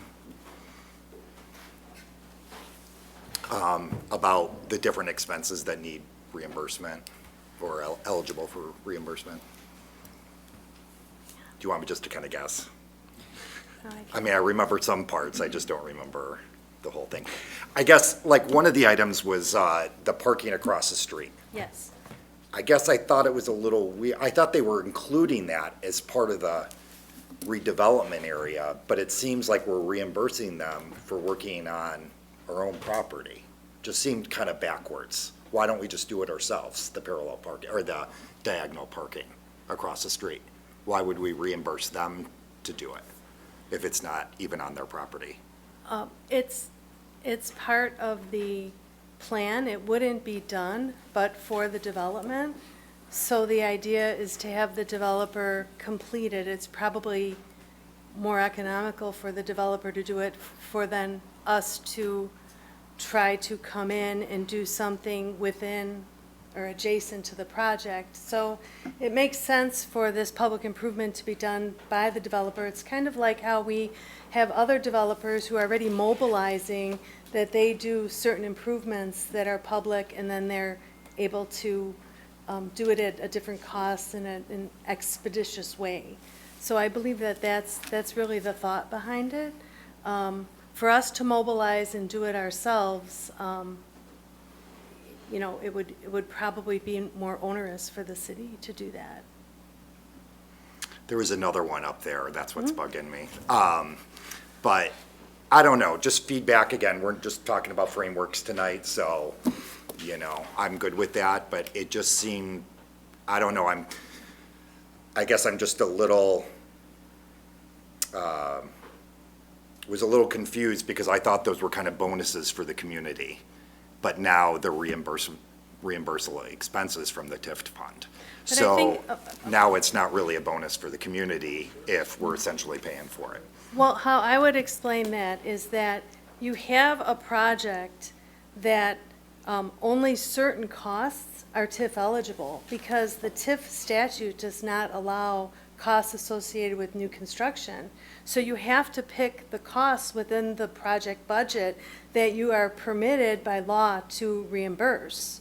And so because our TIF is set up that we are trying to improve the river and improve access to the river, the public parking that is access to the river makes sense for us to look at.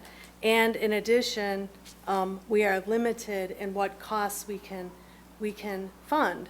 So as I mentioned earlier, the developer originally had a larger request and likely could have justified a larger request, but for the TIF statute not allowing certain expenses, we had to take them out because they were too closely affiliated with the new construction of the building. So it is an exercise that we go through with legal counsel to make sure that everything that we are committing to funding is actually TIF eligible. So if you start to take out costs like that, you're not going to be able to meet the request in the big picture of the partnership. I mean, I guess it's fine. I just don't like the look of it. I'm just gonna be honest. Yeah. So, I understand your point completely, you know, but that public improvement along the river is really benefiting us both. You know, for us to have an appealing product that is along the river, that needs to be improved a little bit. I think it's also a benefit to the city. There's additional public parking that we're providing. You know, can it be modified slightly? I'm sure we're open to that. Yeah, no, I'm saying it is a benefit to the public, for sure.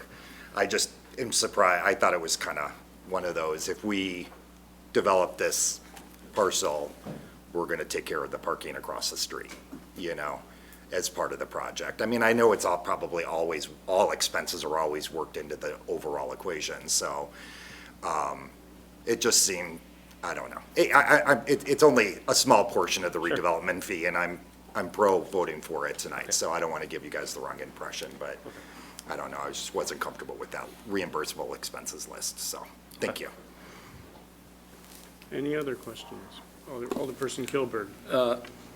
They documented, I think, about a little over $2 million worth of expenses with the presentation. The other 7 million, how are they feathered into the project? I can answer it if you want. So that list of just over 2 million is really a list of what costs are unique to this project that don't typically end up on many other projects. The biggest one on that list was burying the power lines along River Lane. You know, that's not in every project. You don't have close to $1 million to bury power lines just for development. I don't think that list was just a list of what's being reimbursed, but more of what's unique to this project that is causing such a need. Mr. Chairman, may I ask a point of order? Can we please bring that slide back up on the screen so we can all review that? Yeah, sorry.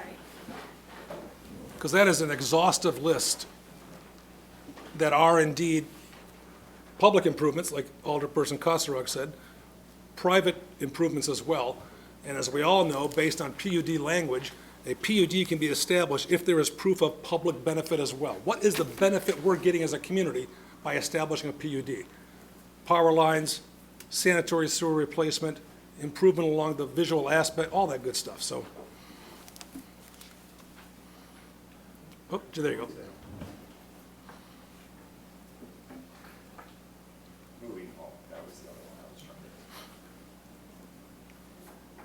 And that aggregates about 2.1 million on that list. And then the next slide has what?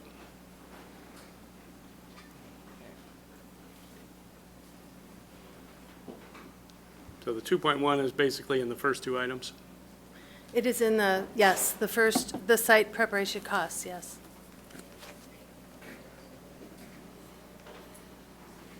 Did I answer your question? That's where the $7 million would go for acquisition, site preparation. Is that what Friedman came up with? Yes, because it's based on what the statute permits, and the statute does not permit several of the budgetary costs because they're related to new construction.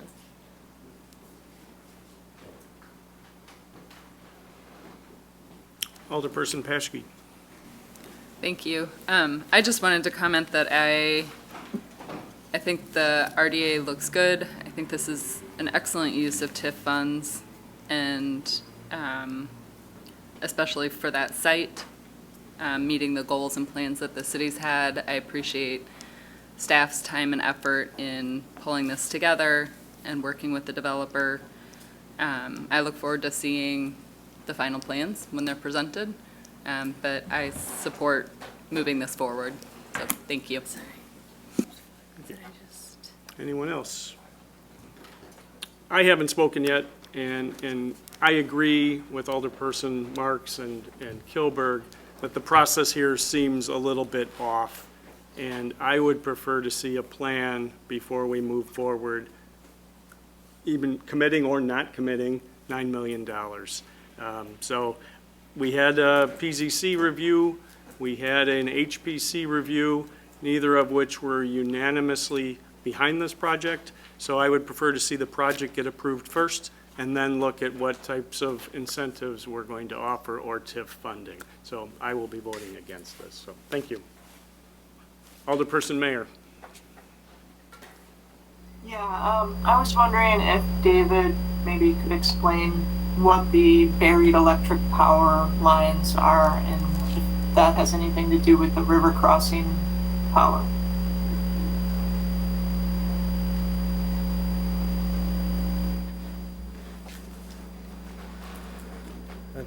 The lines being buried are the City of Geneva electric lines along River Lane. They are not the main line that goes over the river.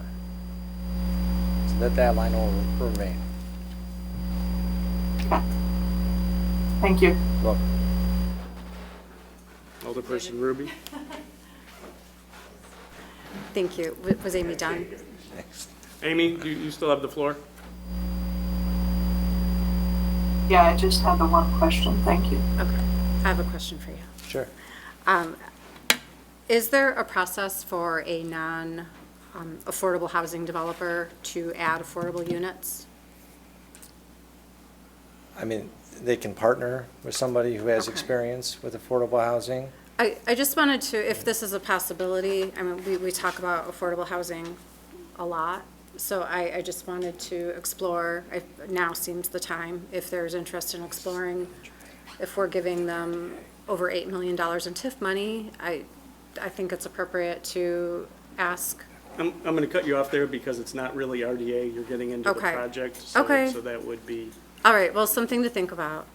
And then my next question is just a general, I don't need an answer now, I'm just curious, of the 114 units, what the breakdown is of the studios versus 1 and 2 bedrooms, and how the breakdown was calculated.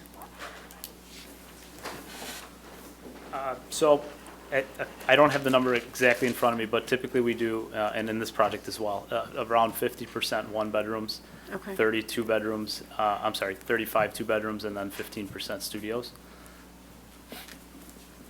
Okay, and is that, I'm pretty sure you're gonna rent all these units, no problem, but is that based on market data, or is that a financial decision, or? A little bit of both. So in our past, we've had a lot of success with one bedrooms. There's usually a strong need for it based on our clientele. And, you know, it's been a little bit of massaging the market and also our experience in other developments as well. Okay, and last question, is parking included in the rent, or is that additional? It's an additional fee as well. And how much is that? $80 per space. Okay. For indoor, Per- outdoor is included, if Okay, there's. so allocated $80 spaces. per indoor space Correct. per month. Correct. Okay, thank you. Yeah, one last question. The timeline, when will we see the final draft of the plans? So the plans are complete. Will this be next week? Yes, this will come to the council on November 4th, your next regular meeting. November, and you'll have your plans finalized and prepared to present to the council at that time? Correct. Thank you. To be clear, the plans are on the development projects page now. The updated plans are all available for review on the website.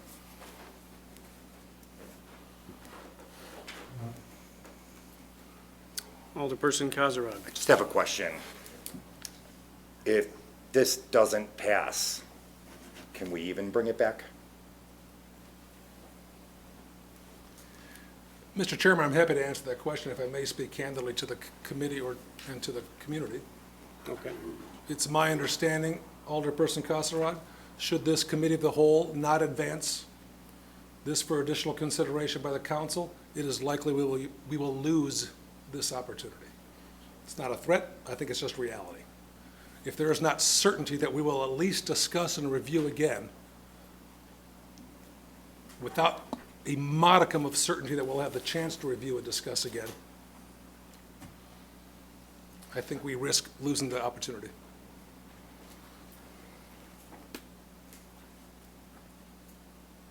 Any other questions? Or are we prepared to vote on this? I think a roll call vote would be appropriate.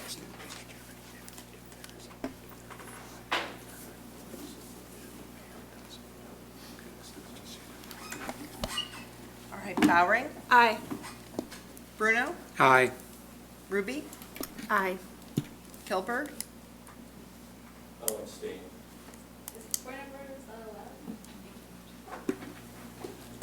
No, not under these circumstances. No. Kasserag, Aye.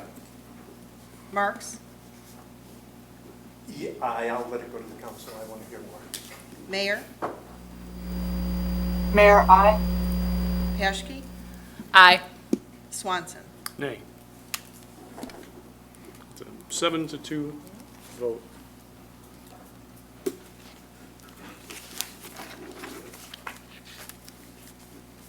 Again, Moving, just so everybody knows, the project and then this will be on the city council meeting on November 4th.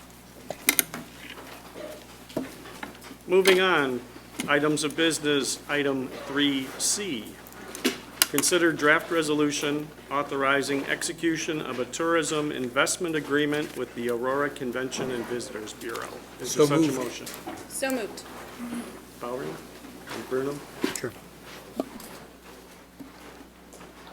Stephanie? And again, I'm going to turn it over to Director Timoshenko. Can't get rid of me tonight. Yeah. Okay, well, let's figure out this, here we go. Okay.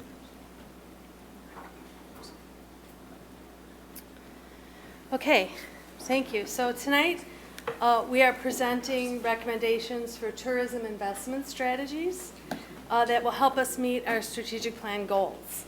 So our first strategy is to align with a state-certified convention visitors bureau. And our second strategy is to create grant programs to enhance the setting of Geneva and to create and help support unique experiences that attract our visitors. So looking at part one, when reviewing our strategic plan goals, we consider those embodied in the 2025 plan and the 2030 plan due to where we are in the fiscal year. So we're still trying to work on our current goals and our budget, but yet the City Council just recently adopted a new strategic plan, so we want to address that also. So part one of our recommendation is to align Geneva with the Aurora Area Convention Visitors Bureau. And the City of Geneva is contiguous to the service area of the Bureau, and it is certified by the state of Illinois. Our hotels and attractions are requesting the city to do this alignment. We've got several letters of support in our packet from the taxpayers and also different stakeholders. Aligning with the CVB will give the city additional resources to work with our stakeholders to develop new destination marketing campaign. And the new campaign will be data-driven with quantifiable results. So aligning with the Aurora CVB will expand our relationships with overlapping and neighboring agencies to achieve goals to expand our market area per our strategic plan goals. So our strategic plan provides guidance for budget decisions, as we know, and where do the resources come from for these efforts? They come from what we refer to as the hotel, the tourism fund. It consists solely of funds collected from the city's 5% hotel operators occupation tax. And as a non-home rule municipality, Geneva has limited authority to expend these funds solely to promote tourism and conventions or to attract non-resident overnight visitors to the municipality. So pictured here are our different hotels, and then in the corner we have some activities with our vacation rental properties, which we also work to collect the tax from. So how does the state assist municipalities in complying with the statute? The Illinois Office of Tourism, which is part of the Illinois Department of Commerce and Economic Opportunity, works to promote Illinois as a premier travel destination for leisure, travelers, meetings, conventions, and special events. The office works to attract domestic and international visitors and certifies and collaborates with 36 CVBs throughout the state to advertise and promote Illinois at trade shows and events. The state administers grant programs to support marketing and advertising efforts led by certified CVBs. The Deputy Director of the Illinois Department of Tourism has encouraged the city to act regionally and join with our area CVB in order to benefit from representation at sales events and outreach efforts that secure group tour, sports, meetings, and conventions, as well as taking advantage of other state resources. So specifically, how could Geneva benefit from aligning with the local CVB? So one of the indicators of where we are with our tourism market is the hotel tax. So hotel tax collections could definitely benefit from additional programming resources and structured marketing. As mentioned earlier, Geneva collects the 5% hotel tax, and the trend of the tax collection are a good indicator of this market activity. So what you see here is a graph that includes tax collections from just the hotels. We have not included the Airbnbs or the vacation rentals in this graph. So as we've also adjusted our collections for inflation because the tax rate is associated with room rates which are subject to inflation. So it's important to analyze the data adjusted for inflation. And this analysis shows us that we have not yet reached pre-COVID levels of tax collections, and remittances have remained rather flat. So this indicates that we have more recovery and more growth is possible for our hotel market. Next, we'll look at sales tax collections. And what we have done here is we've divided brick and mortar collections from online and other related non-in-person type collections. Here again, we've adjusted for inflation and we see that we're below pre-COVID levels and the trend is not moving in a positive direction. This indicates that we have more recovery and growth is possible. Next, we want to take a look at who's visiting Geneva. Visitor data reveals important information about our market, and this graph looks at visitors over the most recent 12-month period to understand where visitors live. And the radius line is showing 30 miles. And you can see that the concentration of visitors in the red blotches are well within the 30-mile radius.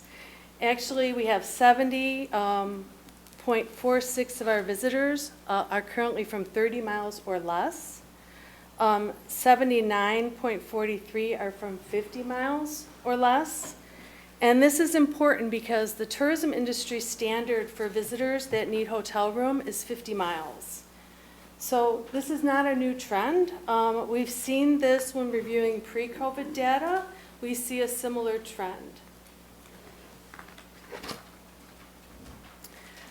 Another visitor to study is our festival visitor. So as indicated in this graph, our festival attendance is down from pre-COVID levels. And this can be for several reasons, including the addition of more competing events throughout our area. So festival attendees are mainly coming from distances that do not require them necessarily to book hotel rooms. At our most recent events, we see numbers in the 90% range for visitors that come from less than 50 miles. So our festival visitors are more regional than our annual visitors. So what does this all mean? So one of the things that we wanted to study was how do we look in comparison to those areas where we believe we are comparable to, and those areas that have strong visitor markets. So the yellow line shows the amount of people that these Galena, Lake Geneva, and Ottawa have in that 50 to 100 miles. And as you can see, Geneva's line is pretty slender, so we have room to grow, and we can expand, and we can go after that type of business.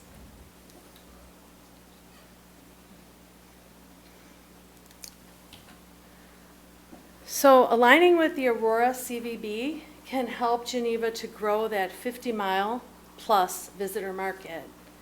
The Aurora Area CVB is a private nonprofit organization dedicated to marketing and promoting the region as a premier overnight destination. Only municipalities may be members. It is not open to other entities. Hotels and restaurants and businesses don't join independent. If the municipality joins, then those businesses get the benefit of the work.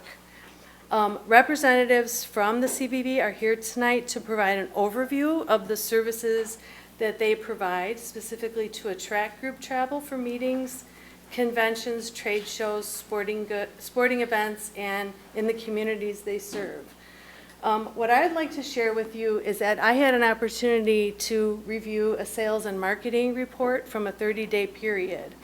And within that 1-month period, we saw a lot of activities and booking that seemed that it could definitely benefit Geneva should we be in their service area and one of the locations that they can help to promote. They have a conference business with 75 rooms for 3 nights, a 3-day sporting tournament with 1,500 participants, a day trip with 45 to 55 people for shopping, lunch, and museum, another conference with 100 rooms for 2 nights, and a sporting tournament in the future in 2026. So these types of active marketing efforts can serve to help Geneva grow our market and become more of a destination for visitors. So in order to do that, a tourism investment agreement is needed to align Geneva with the Aurora CVB. The Illinois certified CVBs receive funding from the state, and they also receive hotel contribution from their municipal partners. So Geneva will be committing to sharing 90% of our first 3% of hotel collections, which we estimate to be about $126,000. We are recommending an agreement for 3 years. The first year would be truncated, given where we are right now in our fiscal year. It would have 2 extension options that we could look at when the time comes. As part of the contribution of hotel tax, the city will receive a tailored municipal marketing services known as Municipal Marketing Partnership.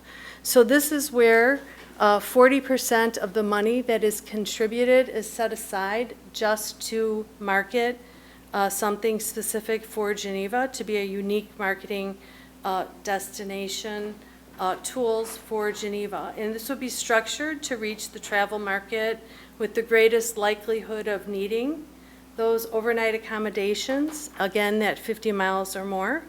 And we would have reporting that would provide us with quantifiable results based on this strategy. The city would be a participant in making those decisions, leaning on the expertise of the Bureau, but ultimately having a say in how that money is allocated. So in a minute, I am going to ask the representatives to come up and speak to their services directly, but I would just like to say a few things of how I see the benefits of aligning with the CVB. It would really elevate Geneva to a regional tourism force, and I believe that we will be a strong leader in this area. It will help us collaborate with our partners, other municipalities, the state, and to provide benefits for our tourism partners and industry partners that we already work with on a regular basis. It'll help us leverage other funding and state grants accessible to the regional CVB. It will respond to taxpayers' request for assistance, and it will restore taxpayer accountability. It'll help us grow our market beyond that regional 50 miles. It will help us to create additional hotel demand. You know, we're seeing a resurgence of the hotel market for new hotels, and it would be important for us to be able to show a stronger demand for rooms in Geneva in order to be a contender for those types of things. We would be obtaining professional representation of our hotels, our venues, at group travel tours, motor coach events, leisure travel, meetings, and we would have somebody responding to RFPs and including Geneva rooms and facilities in those negotiations. So time is really of the essence. Our taxpayers, a few of them are in the room tonight, they have been asking for this for a long time. I'm sure you read their letters in the report. The Aurora Area Convention and Visitors Bureau is just about to start working on a strategic plan for destination development and branding. It's very important for Geneva's attractions and attributes to be included in this regional action plan. Bringing Geneva in now at this ground level will help to make sure that we get attention and position Geneva for the future growth. And when the Aurora Area Convention Visitors Bureau is working on where resources go, Geneva will be front and center. It will position us for future growth as we see new markets emerging and still coming out of COVID. Now is the time to really act regionally. Aurora is moving the Hollywood Casino within 5 miles of our border. It's going to be a $360 million investment, and they're going to be opening that in about 2025. So now I'd like to pause my presentation and introduce the Aurora Convention Visitors Bureau to provide a little bit more detail on what they do specifically.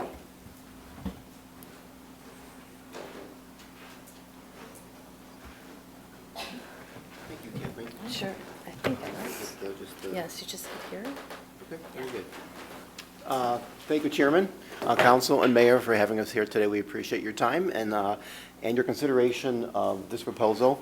We've worked closely with staff for quite a while to get to this point, and we do appreciate it, and we do think it's a great partnership and a lot of opportunities for both the AACVB and the City of Geneva.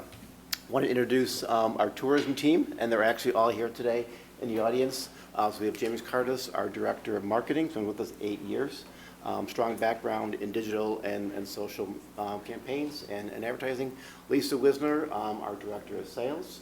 I hate to say it, but probably 30 years in the tourism industry. So I say that because I have the same experience as she does, so we've been around for quite a while. Brad Banks, who is relatively new, 2 years as our sports sales manager. Very strong background in college and professional sports. And then Deepa Seely is our sales and marketing support person who pretty much kind of keeps us all on the straight and narrow in our office. I'm going to go through quickly, but if you have any questions, feel free just to shout them out or raise your hands, and I can certainly stop and answer those, or there will be time in the end as well. Quick overview, we have 11 communities that we currently service, but we look at it as one destination. While we do have a marketing partners program that we'll discuss, we look at it as one great destination. Travelers don't necessarily understand borders. They don't know always what community they're traveling in or they're traveling through to get to a different destination.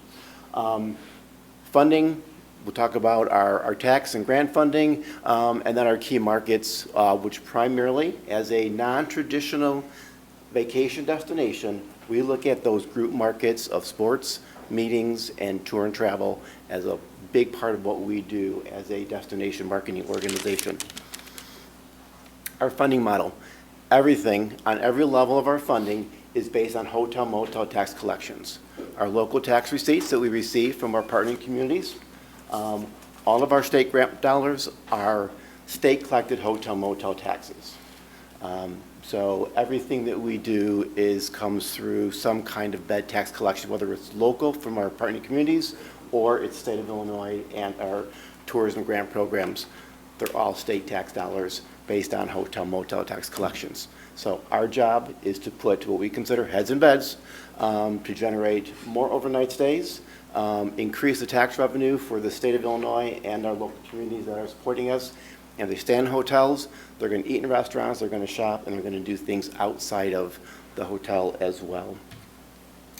Our key markets, as I mentioned, are sports, tours, meeting, and then our leisure markets services as well, which we'll talk a little bit more about. And again, we have full-time staff that are dedicated to sports and tours. And we'll talk a little about those markets. And then leisure is a big part of how we engage as well. The sports market. Coming in about 9 years ago, we realized that sports marketing really was a primary driver of visitation to our region. We have the Stewart Sports Complex in Montgomery is one of the top 5 outdoor sports complexes in the country. 32 full-size soccer fields. It's unheard of when it comes to outdoor soccer facilities. If anybody here has children that does travel sports or have done travel sports yourselves in the past, you know what it's like to get in your car every weekend and go to Peoria, go to Terre Haute, go to Madison and travel for tournaments. That's what we do here. We're bringing that same kind of business to our region to compete at our venues, whether it's Stewart Sports Complex or any one of our other sports venues. And we're the ones that are out on a national basis going to the national trade shows, meeting one-on-one with tournament directors, governing bodies, and sports rights holders to tell them about what we have here in our region in terms of how we can host their events. Partner very closely with State of Illinois. We actually host our own Illinois Sports Huddle, which is a trade show that we have here in Illinois through all of the partnering CVBs throughout State of Illinois. Sports ZTA, Connect Marketplace are 2 of the largest national sports marketing trade shows and marketplaces that we attend on an annual basis. And then we've actually created a separate brand for our sports marketing and created the Aurora Area Sports Alliance. What that does is kind of elevate our sports efforts a little bit above the regular leisure travel market and gives a little more profile when we're talking to those tournament directors, events rights holders, and governing bodies that, yes, we do have a dedicated sports marketing program in our region. Tour and travel and motor coach, again, recognizing that we have a great destination for the bus market or the tour market. Again, full-time sales staff, Lisa, this is her job, is to really to go out and do the tour and travel also. You've all seen the motor coach buses probably coming down the street or coming up and down the highway. If you're at the casino, you see them parked at the casino. If you go to a matinee show at the Paramount in downtown Aurora, you probably see buses lined up on Galena Boulevard. That's the kind of business that we're going after. We want to bring those primarily senior tours and active adults to our region to tour, to see our sites, to spend their money and leave their tax dollars. Again, we do a lot of it through trade shows and marketplaces. American Bus Association, probably the nation's largest motor coach and tour and travel marketplace. We're there on an annual basis talking about what we have to offer in our region for these tour programs. Heartland and then Midwest Marketplace and Circle Wisconsin are two large regional trade shows that service all the Midwest that we are at, again, selling our destination. We also do attend the Illinois Association of Park Districts and the Illinois Parks and Recreation Association, their annual convention in Chicago, generally in December. And we exhibit there and talk to those park districts that have programming, senior tours, day camps, those kind of facilities, to come and bring that business to our region. And we do then invite our local partners to come down and work that booth with us. So our attractions, our museums are invited to come down and work with us in our booth at the trade show at the IAPD and IPRA annual conference. And then all these markets, sports and tour and travel, it's supported with marketing programs, display ads in trade publications, digital ads to reach the buyers in each of these individual markets. Through this program, to tour and travel, we also have our regional tour attraction meetings, industry night gatherings. We will invite in our attractions, our group tour facilities, and then invited also some tour planners and tour operators to come in and have a networking and sales opportunities. We also have a museum committee that kind of feeds into the tour and travel market as well, whether we can partner with our local businesses and help them kind of cross-sell themselves, create a network of those small museums and attractions, and then it gives us the product that we can go out and we can market that on a national level for the tour market. Meetings and conventions. For us, it would be considered an emerging market. In the past, we have not had a lot of meeting space and convention space. But with the move of the Hollywood Casino out to Farnsworth and I-88, we are looking to move into that market in the next year or so. Lisa came on full-time with us in July, so not only will she be doing the tour and travel market, her new responsibility will also be the meetings and conventions market as well. So we're preparing ourselves for not only the move of the casino, but hopefully having product here in Geneva as well that we can market to the meetings and conventions. We did recently join the Association Forum of Chicagoland, which is the local association market, and look forward to attending their holiday showcase. Probably we'll probably do that in '25. We'll be just about 6 months out from the casino opening up and be able to sell the casino and any other meeting sites that we might have.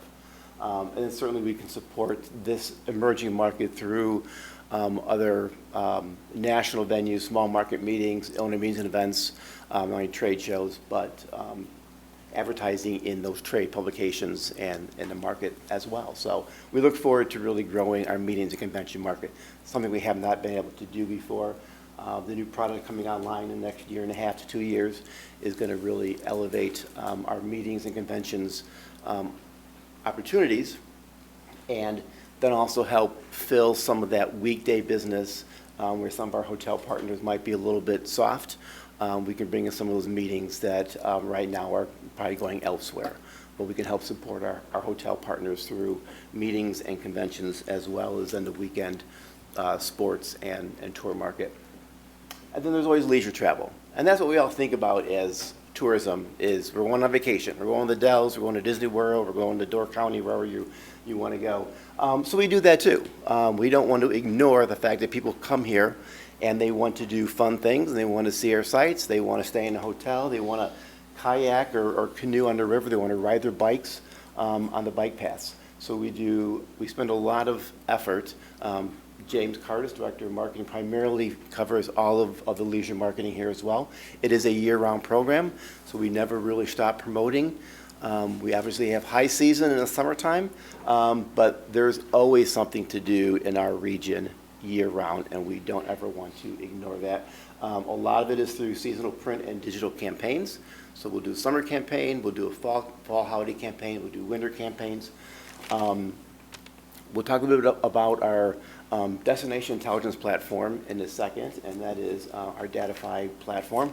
Our visitor guide, we won an award last year on a state level for our regional visitor guide, so we're very proud of that. And then our marketing co-op funds with our communities as well, which we'll get a little bit more into, and Kathleen touched on that as well. But the leisure market is very, very important to us. And I'm going to click through the next slide. Hopefully should be a video that plays. It's kind of our sizzle reel. It's the homepage of our website, and it kind of gives you an idea of how we promote the entire region as a single destination on a national level.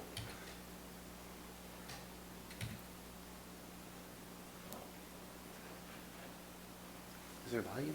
I don't know that you're going to be able to have the volume. Okay. Unfortunately. It sounds really cool too. I can guarantee you that. What's that? My voiceover isn't all that great, to be honest with you. And we really do purposely try to include all of our communities. Everybody, I always like to say, everybody brings something to the party or brings something to the destination.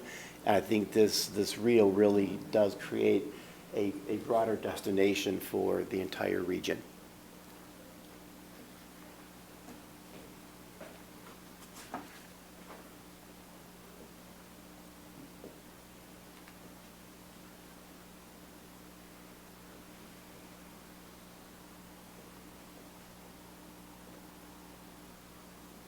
I look forward to updating this with Geneva information here in the next few months or so.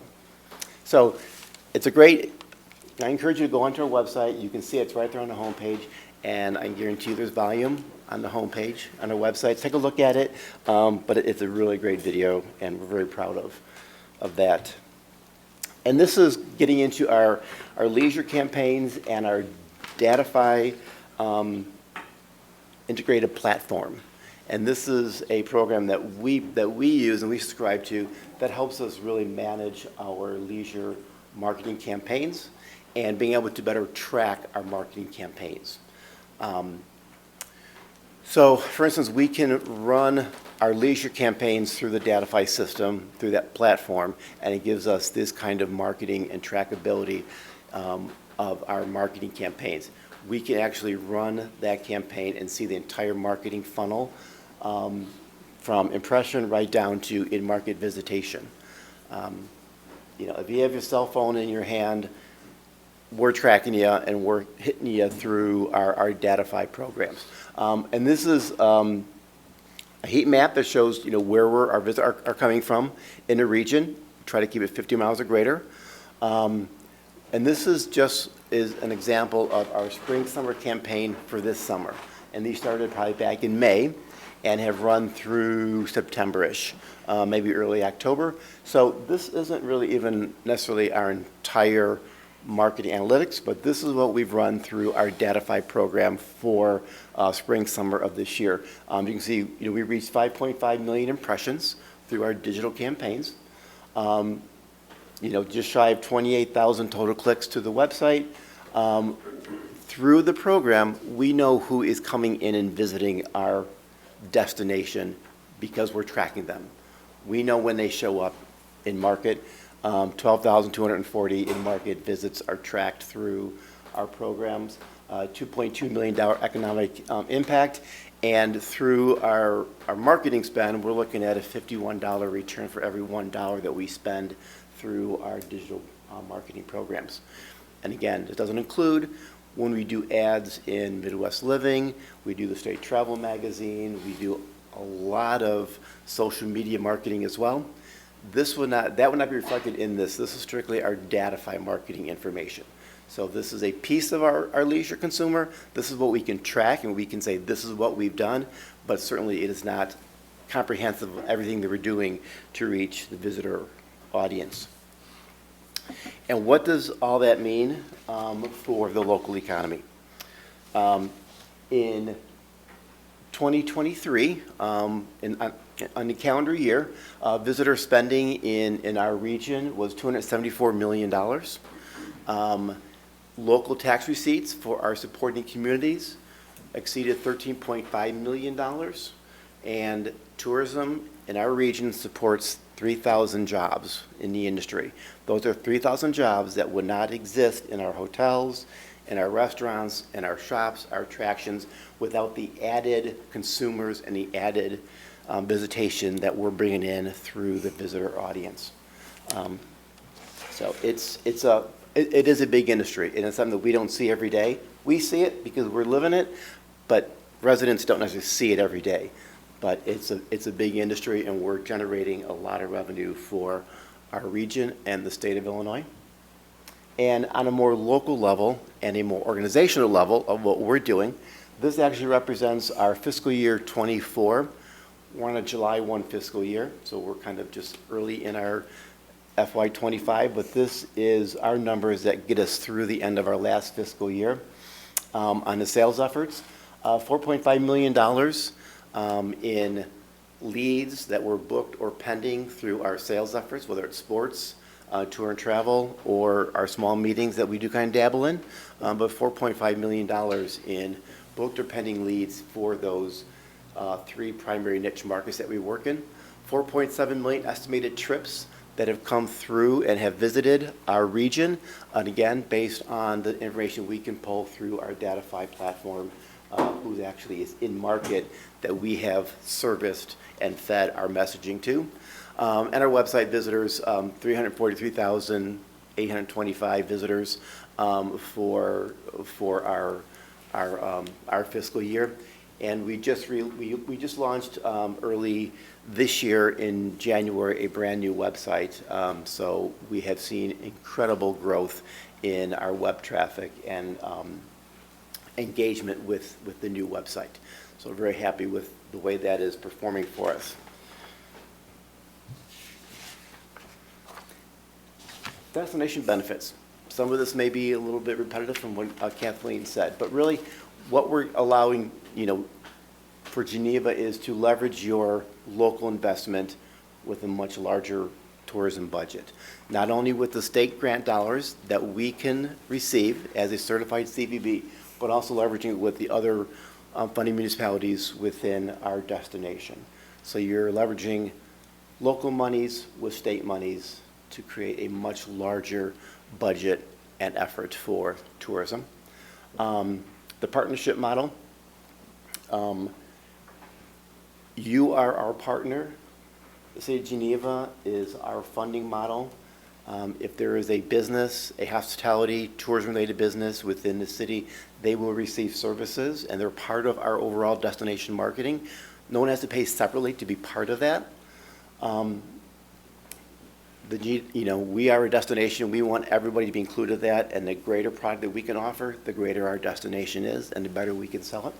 Our professional staff, as I mentioned, we have great background, great history of being in our industry, in our specific industry, whether it's a destination or marketing industry. So the professional staff that we have here at the AACVB, and then our co-op marketing program with our communities that do meet those requirements, where a percentage of your local funding then goes to a dedicated destination plan just for Geneva. And we run that through our marketing office, but we work with staff to develop that plan and come up with something that makes sense for Geneva and that's manageable on our end. We do that at an annual basis, so every year we're putting together a new plan. We come back at the end of the year and we report back to staff what the efforts and the outcome of that marketing plan is. So it's a dedicated plan just for Geneva, separate from everything else we're already doing. You're also included in all of our greater destination marketing. You're included in our sales efforts. We have the whole big destination, but then we have the individualized marketing plans for those communities that qualify for that as well. And that's kind of run separately, but you're included on everything, and then you get your own special plan as well through our marketing partnership program with our communities. And again, thank you for your time. I appreciate it. It was a quick overview, kind of a 1,000-foot view of what tourism is and what we do as a destination marketing organization, but I'm happy to answer any questions that you might have.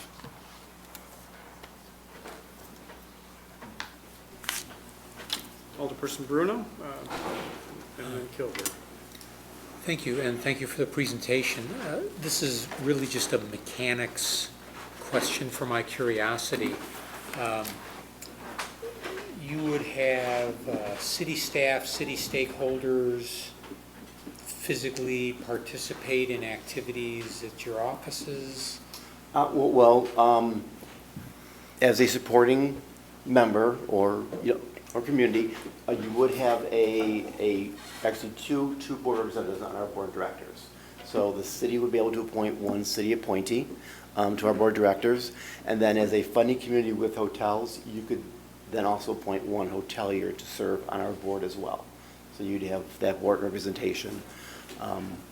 Great. The ACVB. Thank you.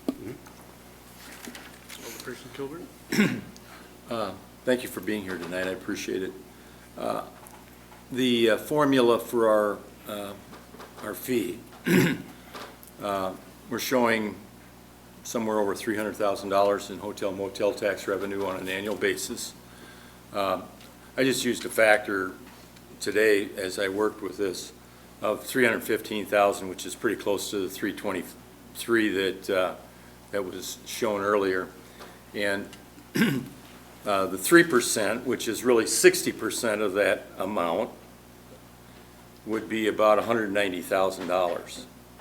And then 90% of that would be about $170,000. So I'm wondering, how do we get to $120,000? Is the balance, or I mean, your formula doesn't equate to the number that we're seeing here. Can you explain that? Well, the funding is based on 90% of the first 3% of your collections. So, right, which is, we collect 5%, so 3% of that would be 3% of $315,000 or $320,000, right? And then if you took 90% of that 3%, it would be about $170,000 then. and I don't know offhand what your collections are. How did we arrive at 120? Did we get a discount, or? I don't think so. I mean, we can talk about it, but. Where's my math? Well, and I think we're looking at, what we have just been communicated as what is your annual collections on an annual basis or average basis. And It's look at been those pretty numbers. much around So $300,000 to $325,000 over the last, other than through COVID. But I think the year before COVID, it was about $325,000 as well. So, it looks like a hell of a deal. And I don't know if you know, Kathleen, offhand, how those numbers were. We were actually working off of our budget projections. Let me minimize this so we can see Alderperson. We were actually working off of our budget projections. That was something that we worked with the finance department to project. So that is how we showcase that number. But it would be what the formula is, whatever those collections would be. That is what we would share, which would be 90% of the first 3% of collections. So in other words, it's possible that we may end up having to pay you $170,000 based off of our actual hotel motel tax revenue. Is that right? Or is this a capped number? It's not. I mean, this program and this formula is not capped. So, and it does fluctuate. It depends on, what the annual performance of the hotels may be. So it may change year to year. It's based on what you are collecting, because it's paid to us on a collection basis. So it does fluctuate. When we write our budget annual basis, we're looking at projections of what we expect to receive from our supporting communities. But we have a pretty good handle on where things move throughout the years, and increases or decreases in the market. So it does fluctuate, yes, based on the performance and the collections of the city's hotel motel bed tax. So is the formula constant? I It mean, has is that a been. contractual obligation on the part of the city? It is part of the agreement, yes, that is, So if- it's the 9% of the first 3% is. So if we is collect agreement. $315,000, then we're talking about the 3%, which is about $190,000, and 90% of that is about $170,000. So is that what we're going to end up paying you, or are we only going to pay you $120,000 this first year? Well, it would. I don't want to put you on the No, spot, no, I'm just and- saying, right, the and the math, if first it year was is- close, I is wouldn't even reduced. bring it It's up, reduced we're because talking of- about because of time frame. $50,000. Right, but it would look at, it would be kind of a, I guess, a rolling number, and yes, certainly as the hotels perform better, there may be increases in that bed tax, so that will change. But the formula is always going to be 90% of the first 3% of collections. So my math is So, correct, so it could change. but my math is correct. I believe, I would have to work on that, honestly. I would pull up my phone and It's not real dial hard. that up, but yeah, if that's what the So- numbers show. And just to clarify, the numbers that were shown weren't numbers that the Aurora CVB gave to the city. They were numbers that were calculated by staff based on the budget number, maybe not on actuals. So your math may very well be correct, but as you read in the agreement, it is the 90% of the first 3% of the hotel motel tax collected on a monthly basis. So the formula never changes. Okay, that's So, the so from month to formula. month, it might fluctuate as far as dollars, Sure, but the yeah, formula that's, doesn't change. that's dynamic, Yeah. because we don't know what the hotel, So what motel was, revenue what was is going to presented be. tonight was based, I believe, on budget numbers and not actuals, so yes, there's probably, Okay, your math is probably correct. so that is the formula then for the first 3 years, which is our contractual, our potential contractual agreement, and then we're looking at the potential for options for the next 6 years. Depending where we are after 3 years. Yeah. And this is the same funding agreement that our other primary funding communities are also part of. So North Aurora, Oswego, Yorkville do fund at that same level as well, and they are the 9% of 3%. Their bed tax is only 3%. So they have a lower bed tax, but we're getting 90% of their bed tax. So if we end up paying $170,000 because the formula doesn't lie, I believe that Aurora, and somewhere through this exercise, I saw a number of $225,000 that Aurora is capped at. Correct. And if you look at our $170,000 commitment to Aurora's $225,000 commitment, the level of benefit with their 6 hotels, I believe, their casino and everything, it seems like they're getting a better deal than we are. Is that, explain to me why that isn't the case. They're not, and I think probably the primary reason is because they're not funding at the 90% of 3%, they don't qualify for the individualized marketing program that Geneva does. So they're capped at 225, and that was a cap that was established, I think in 2014, before I was hired on. But because they don't meet that formula agreement, they do not have an individualized marketing plan like Geneva, North Aurora, Oswego, and Yorkville have. But if you thumb through your publication, it looks like Aurora gets a lot of play in it. Everybody does. You Yeah. know, we try to be, represent everybody who's Right. who's in the region, so. Right. Give me an example of, obviously, state tourism is supportive of this, and you pointed it out, and Kathleen pointed it out. Give me a couple examples of some grants and what Geneva could expect over the next 3 years where we're going to be getting some state money that we hadn't seen previously that is a part of the reason why we would want to be a part of this. Well, I don't know, it wouldn't be, our grant money wouldn't be necessarily directed to Geneva. You would always have opportunities to apply for tourism grants on your own as well. I believe what we're looking at is, we're already receiving the state grants, which we consider our LTCB grant program, which is a set-aside grant only for certified CVPs. We're bringing that into our region, and that helps offset and implement our marketing and sales programs.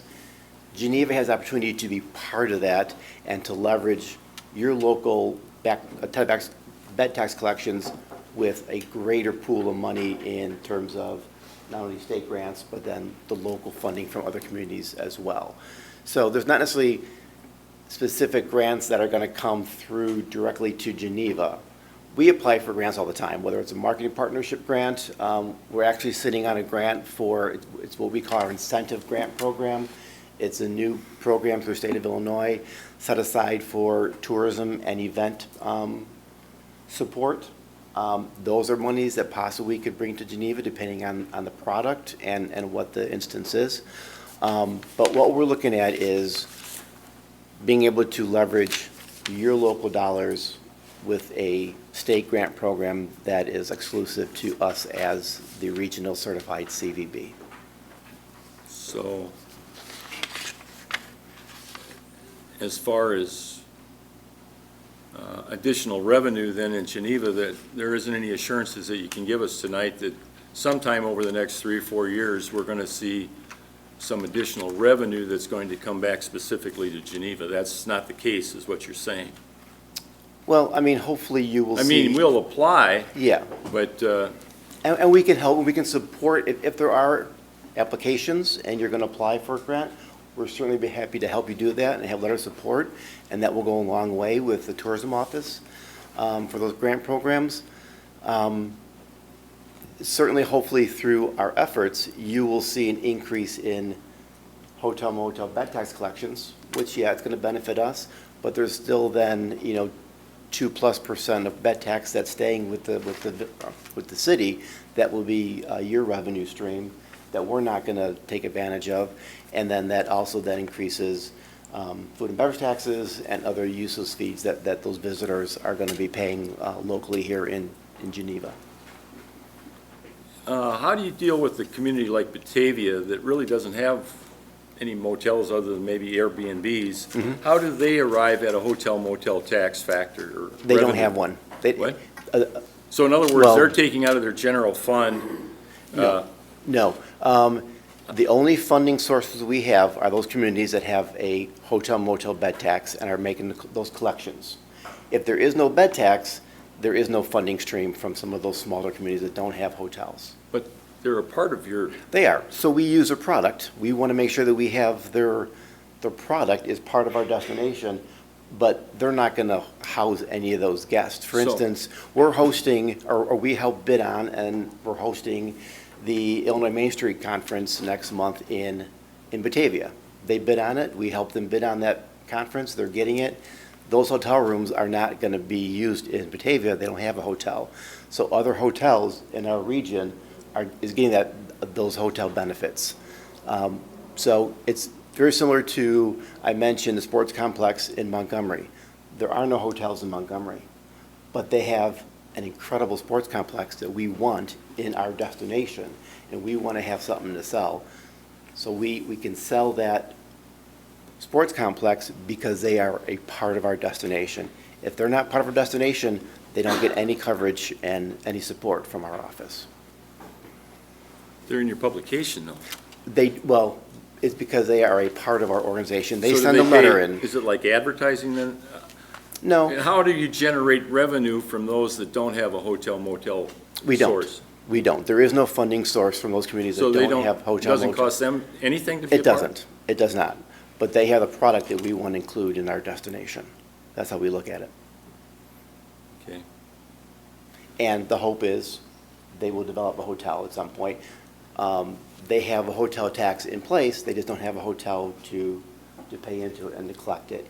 Our goal is to generate the business that's going to demand hotel development, and they will have hotels in Batavia and Montgomery at some point, and they will be part of our destination and a funding source for us. And my last question is, how do you interact or relate with the local Chamber of Commerce? Because this looks as though this is an arrangement between your bureau and our Economic Development Department. Right. And I see that you'll probably have a representative from our staff that'll be a part of your board of directors, and that probably somewhere they'll be naming an assistant director, and that would probably be one of our general managers for probably one of our motels or hotels. How do you how do you motivate, or how do you create synergy then with our own Chamber of Commerce? What we have found in other communities, we are members of all the chambers of those communities that support us. So if they have a chamber, we do join the chamber in order to support their local business community. What we have found is a lot of those community events that are hosted and organized through the chamber, we want to make sure that we're aware of those and we're helping to market those to a visitor audience. So we look at really, hopefully the chamber is a resource for us and we're a resource for them. We're not doing the chamber work, hopefully, and they're not doing the tourism work. So we can help them take their events and go on a larger scale. But we are members. You know, we attend chamber ribbon cuttings and events in all of our communities based on, you know, what's relevant for the tourism industry. So we try to stay at least involved and engaged in the business communities in each one of our communities that we work with. That's all I have right now. Any other question? Alderperson Mayor, do you have any questions?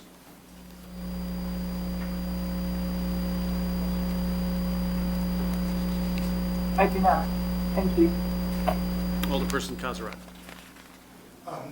This may be more for our staff, but what's our growth potential in our hotel motel tax?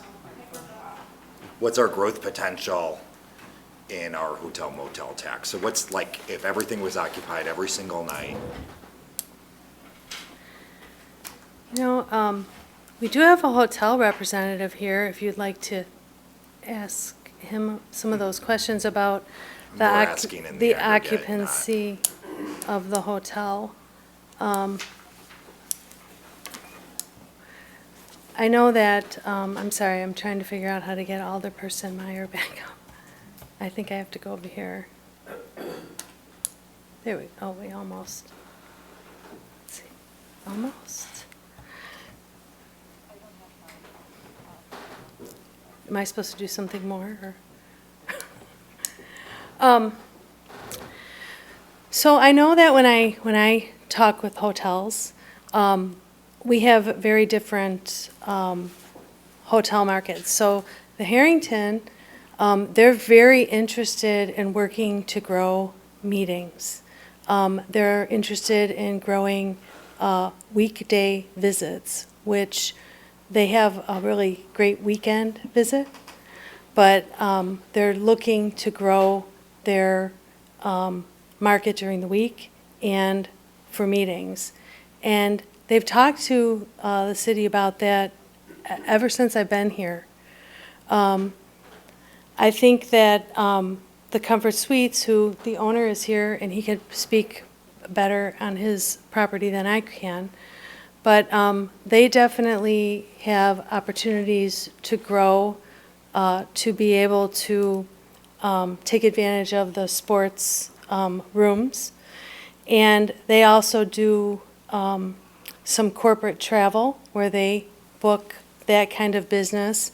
I know that they have concerns about the level, maintaining the level of occupancy that they currently have, because they know what is on their books to come, and that's why they're seeking assistance. So they're concerned about sustaining what they have and also growing what they have.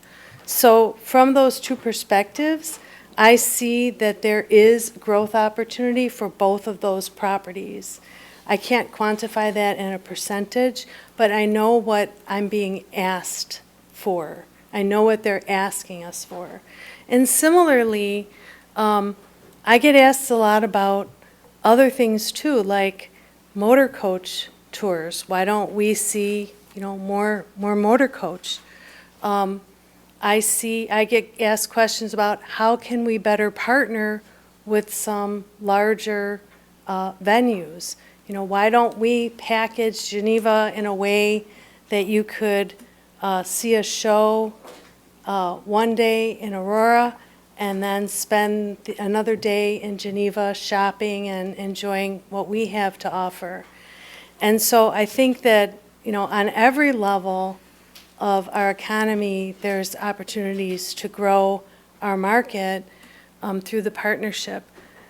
I think when you look at what was presented tonight and say that you didn't see Geneva in there, it's because we're not a member. And that's the issue.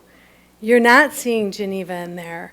I stop every time I'm driving, and I get out and I look at, what I see in the visitor section, and I don't see Geneva. We're not represented.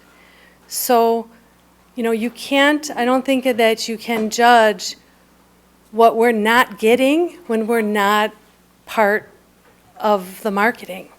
So we need to be part of the efforts, and we need to partake of it and see the growth potential. I definitely believe that Geneva will be a leader. What we have to offer is so desirable once we start to yell it from the rooftops. I feel like we have a great potential to grow our market and our overnight stays. So that's what I know. And I don't know if you're interested in asking the hotel directly that question, or if I've satisfied your. I really don't want to put a hotel Okay. manager on the spot. They probably about would like. financial information. I was really asking about our tax revenues, which I think is. I think we would like to participate if that's okay. Yeah. Sure, come on up. Thank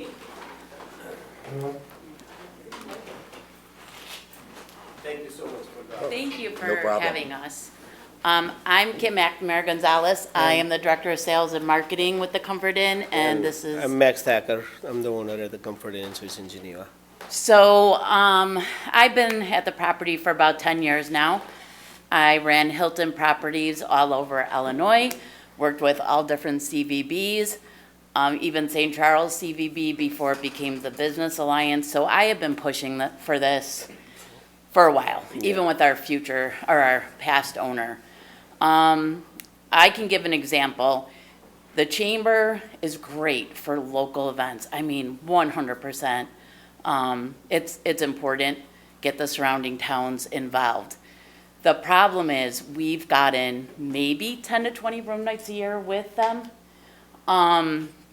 Trying to go out on my own and bring all this business in, it's not financially feasible. But with the CVB behind us, these sports events can come into our hotels, into our area. I've seen it in all the different hotels I've worked at in all the different CVBs. And for instance, last year we were running a 68% occupancy. This year we're running a 60%. Last year we were given some business from the Aurora CVB to kind of, these hotels all sold out. Here's a little push to you guys to see what we can do, to prove that we can help you guys. So that's like 8%. And we're only in October. Yeah. That's not even including the next 2 months. So for us, it's not just about our hotel, it's about the Harrington, Oscar Swan, it's about King County Cougars, the Chicago Steel, the new cross-country course.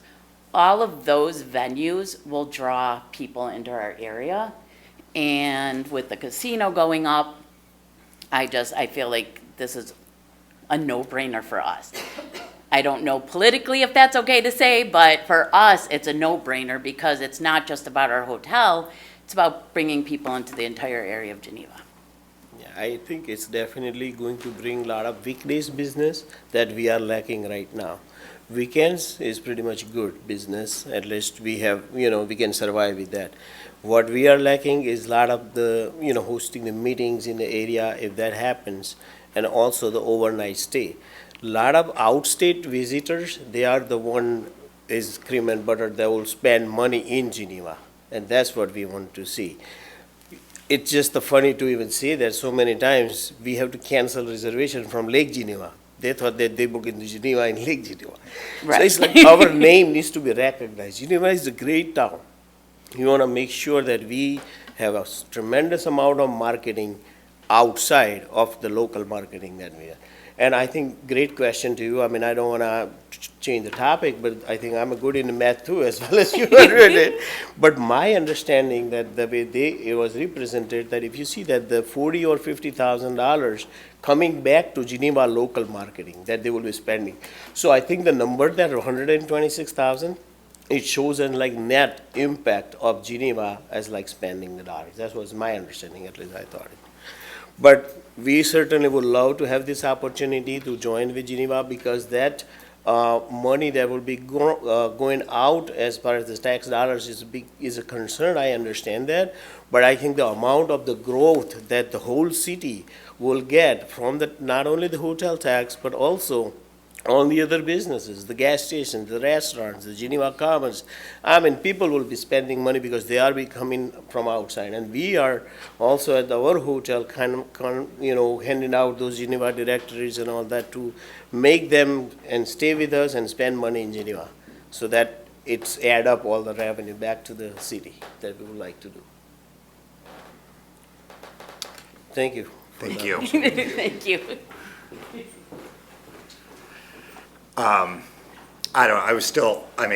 I appreciate everything that everybody said, but really what I was trying to get a feel at, if we're at $320,000 in hotel motel tax right now, where could we go with that? I don't know. Can we, is $50,000, $100,000, $250,000, I don't know. I don't have a sense of that. So maybe that would be helpful information for. Well, I think we can do the math, Mr. Chairman, if I may, very quickly. If we have 3 hotels, we know the total number of rooms. If every room was sold out every night, we could do the tax. Correct? Correct. That's a simple math. I mean, and, You need a rate. You need a rate. Well, And are there discounts during the week? let's just throw a rate out there. We could do a rate of $200. That's a hell of a gig at some of the hotels. But To me, the question is, what is the vacancy rate now? right, that could be If deduced. we're at from that, yeah. 80%, then your cap, you can only grow by 20%. So that's another way of looking at it. So we're at 61% right now. Okay. Our hotels are running around 60%, all of them. Maybe a little less Oscar Swan, but Harrington and us around 60%, 61. And what's a reasonable, obviously you want 100% I sold was at out every 82%. single day, but. I've been at 80. Please come back to the mic when you're talking, please. Oh, I'm sorry. That's all right. It's just so folks at home can. Sorry. The 700,000 people watching. With the other CVBs, now you have to remember, COVID didn't happen, so how long it'll take to recover from that, but I was around during 9/11. It took about 2 to 5 years after that to start ramping it up, but we were running 75 to 82% occupancies. Thank you.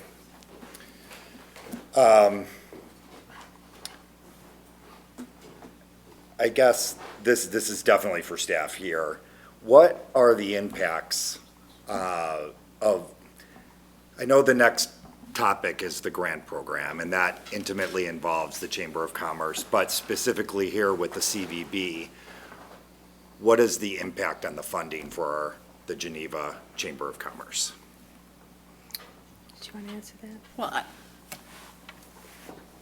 I guess we're not looking at it in that perspective. So what we've been, and not to kind of jump to the next topic, but what we've been looking for from the chamber is to find out what their needs are so that we can understand, because right now, the money that we were providing to the chamber is so restricted and they can only do so much with it, that this is actually what the hotels are asking for, where the money comes from. So the idea is settle whether you want to join or not join the CVB, And then we look at what does the other program look like? What would it fund? What would it need to fund? Because the CVB might be doing some of the funding so that the chamber no longer has to spend money on that. Does that make sense? It totally makes sense. I think, other than that, for me, that's kind of a non-answer at the same time. We don't really know is Well, we the- don't, because we don't have from the chamber what their needs are. The original agreement from 1994 said the city needs this from the chamber. We're now saying we don't need that. What do you need from the city? And we don't have that information, so that's the unknown.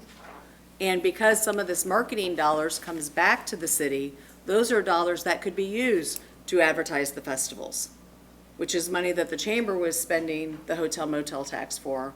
Now it'll be spent from here, which frees up for the chamber to do something else, and I don't know what that is.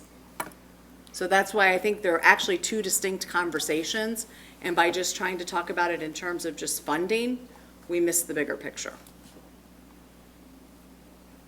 I guess I'm thinking about our festivals specifically, and how will this affect our festivals? How is the funding that may or may not be available? Now, so I guess I'm asking you, when we have a conversation about chamber and the agreement, are we committing to making sure that those festivals are still fully funded? So again, if the chamber is looking for dollars to support the festivals, that would be a conversation.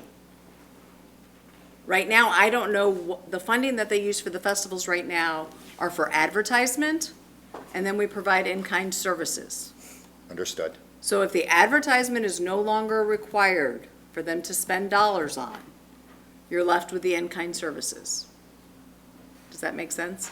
Absolutely. And the discussions that we've been having aren't about entering into another agreement. It's about determining what is the best mechanism to provide funding or support to the chamber to meet their needs, whatever those needs might be. Then we can determine, is it something that the city can provide?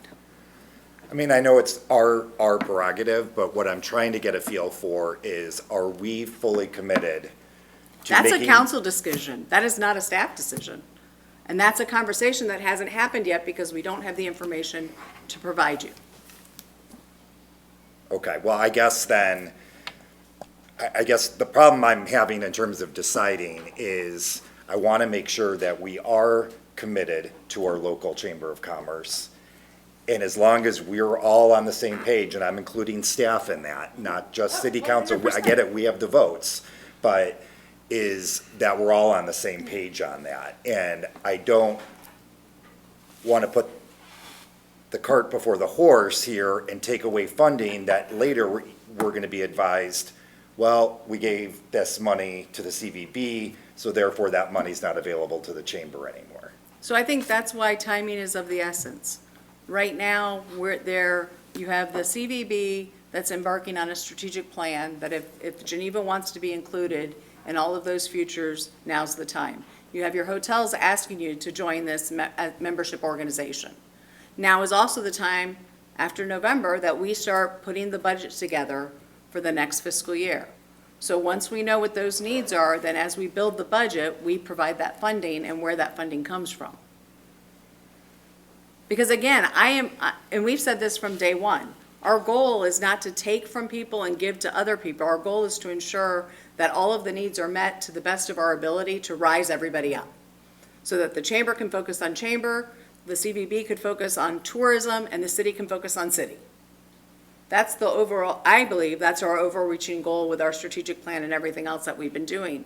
And that's what our conversations have been leading towards. Okay.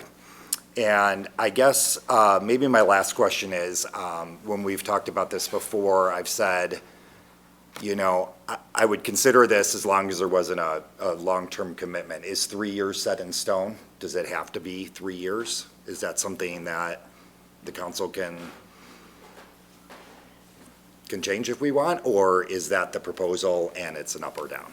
I think the proposal is 3 years and it's a truncated 3 years because the services that you expect, the the CVB has to gear up in order to service Geneva. Taking Geneva in will require them to expend certain resources, make changes to marketing materials, make changes to allocations of their staff, make changes to the destination strategy.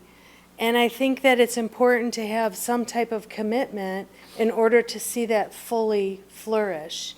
And the 3 years is what is requested by the CVB.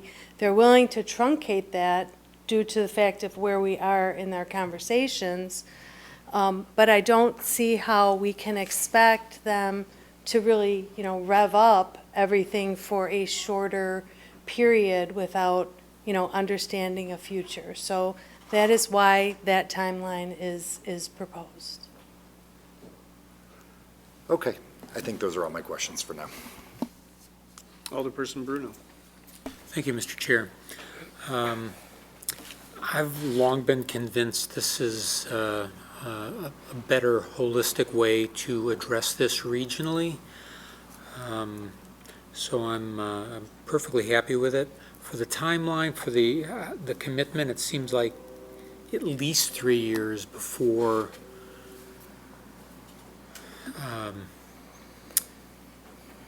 it can really take root and blossom and reach maturity as to what it can deliver.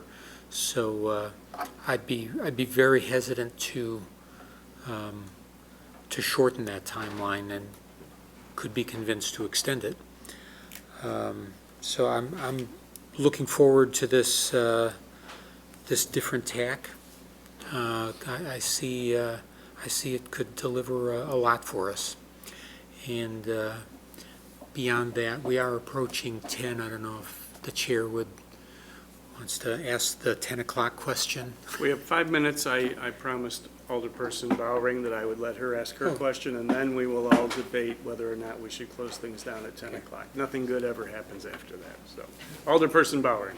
I'll keep it brief. I concur with the sentiments put forward by my counterpart, Alderperson Bruno. I think this is a situation where it's a real win-win.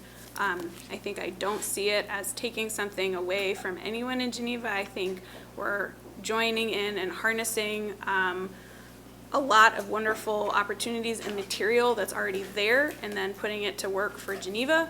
I think given the restrictions on how this funding needs to be used and our need to be accountable and transparent to the public, this is a great avenue moving forward. And I guess I feel convinced that there is room for growth. I think looking at how many visitors we have generally from within the 50-mile radius makes me think that there's a lot of room for growth there.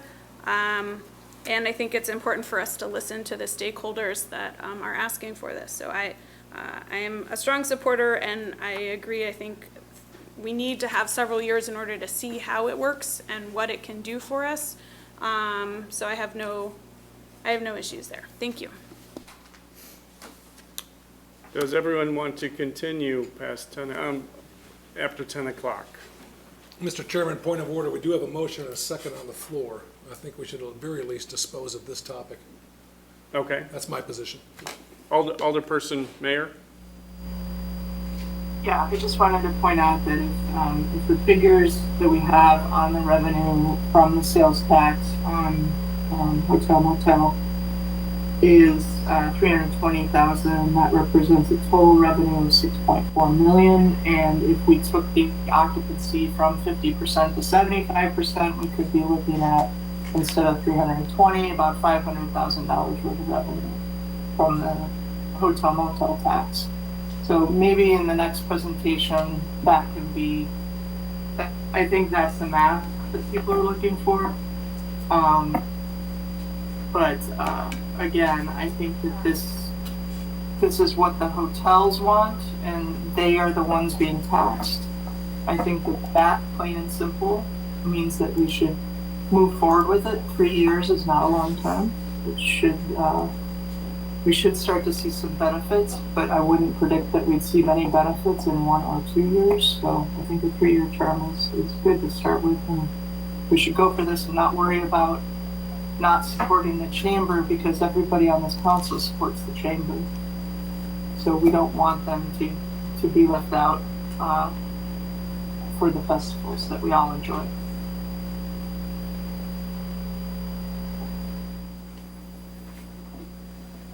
That's all I have. Okay, thank you. Any other comments or questions? Alderperson Marks. Tell me if I'm right or wrong.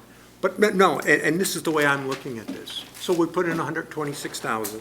I don't think that number's right. I think Well, we've talked roughly, about. I just want to use it as an Let's say example. 170. 10% of the 90% of the. Yeah, I mean. It's well, more what like I'm- what I'm- 175. Fine, 175, 40% of that we get back. So our investment in this is roughly right around a little over $100,000 a year. Because the rest of it, we're still promoting the way we want to promote the city of Geneva, is that correct? Yes. So, and then they get $51 back for every dollar that comes back. Now, we won't see 51, I get that, I'm not that naive.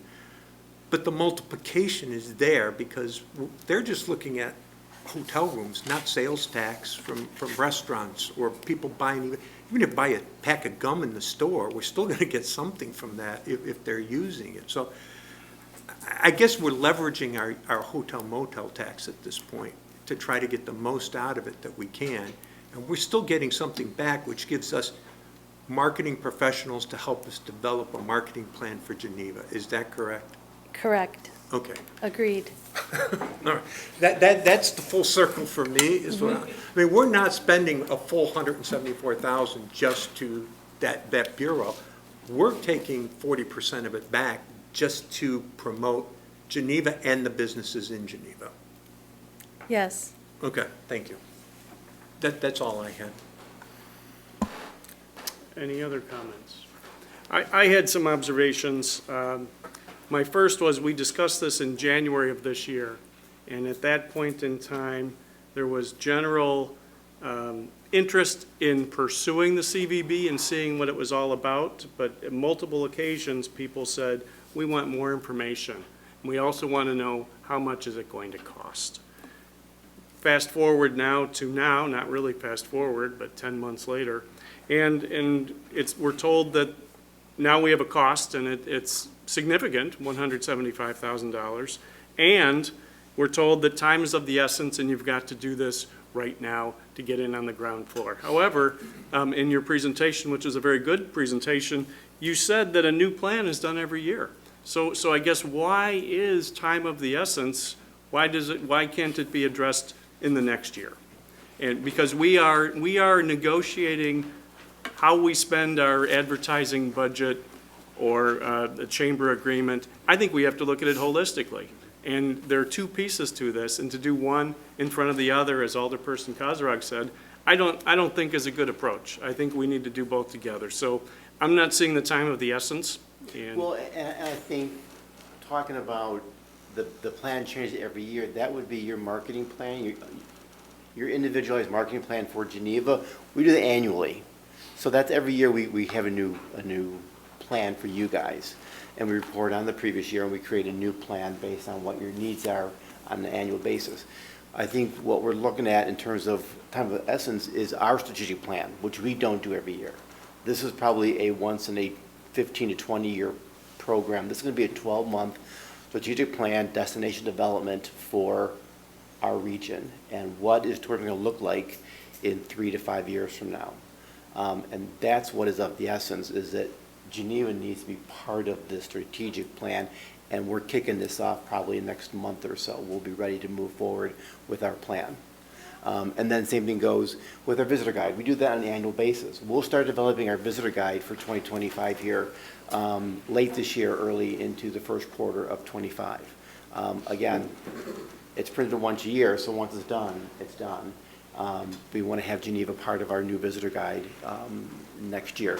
But really, the essence comes down to our strategic plan and the development of the destination over the next 3 to 5 years. And to have Geneva in on the ground level of that development is what is of the essence. I understand that. I think you would accept a new member to your group, though, irrespective of whether or not they were participating in the strategic plan. Oh, certainly, but it would throw a wrench into our strategic planning process, because that includes one-on-one visitations. That includes, talking with our stakeholders and getting individual interviews and developing that plan, that long-term plan for tourism development within a destination. So certainly we would, entertain anybody's interest in joining our organization at any time. But this plan will be in place, and we want Geneva to be part of that plan from the ground level and not come in midway through and have to redo our plan or leave you out, and then the plan's done, but Geneva is not part of our long-term plan. Okay, thank you. Alderperson Paschke. Thank you, I appreciate that explanation. I think this is a solid plan. I think it makes a lot of sense. The ability to leverage a pretty unique organization that has a solid foundation, a lot of expertise.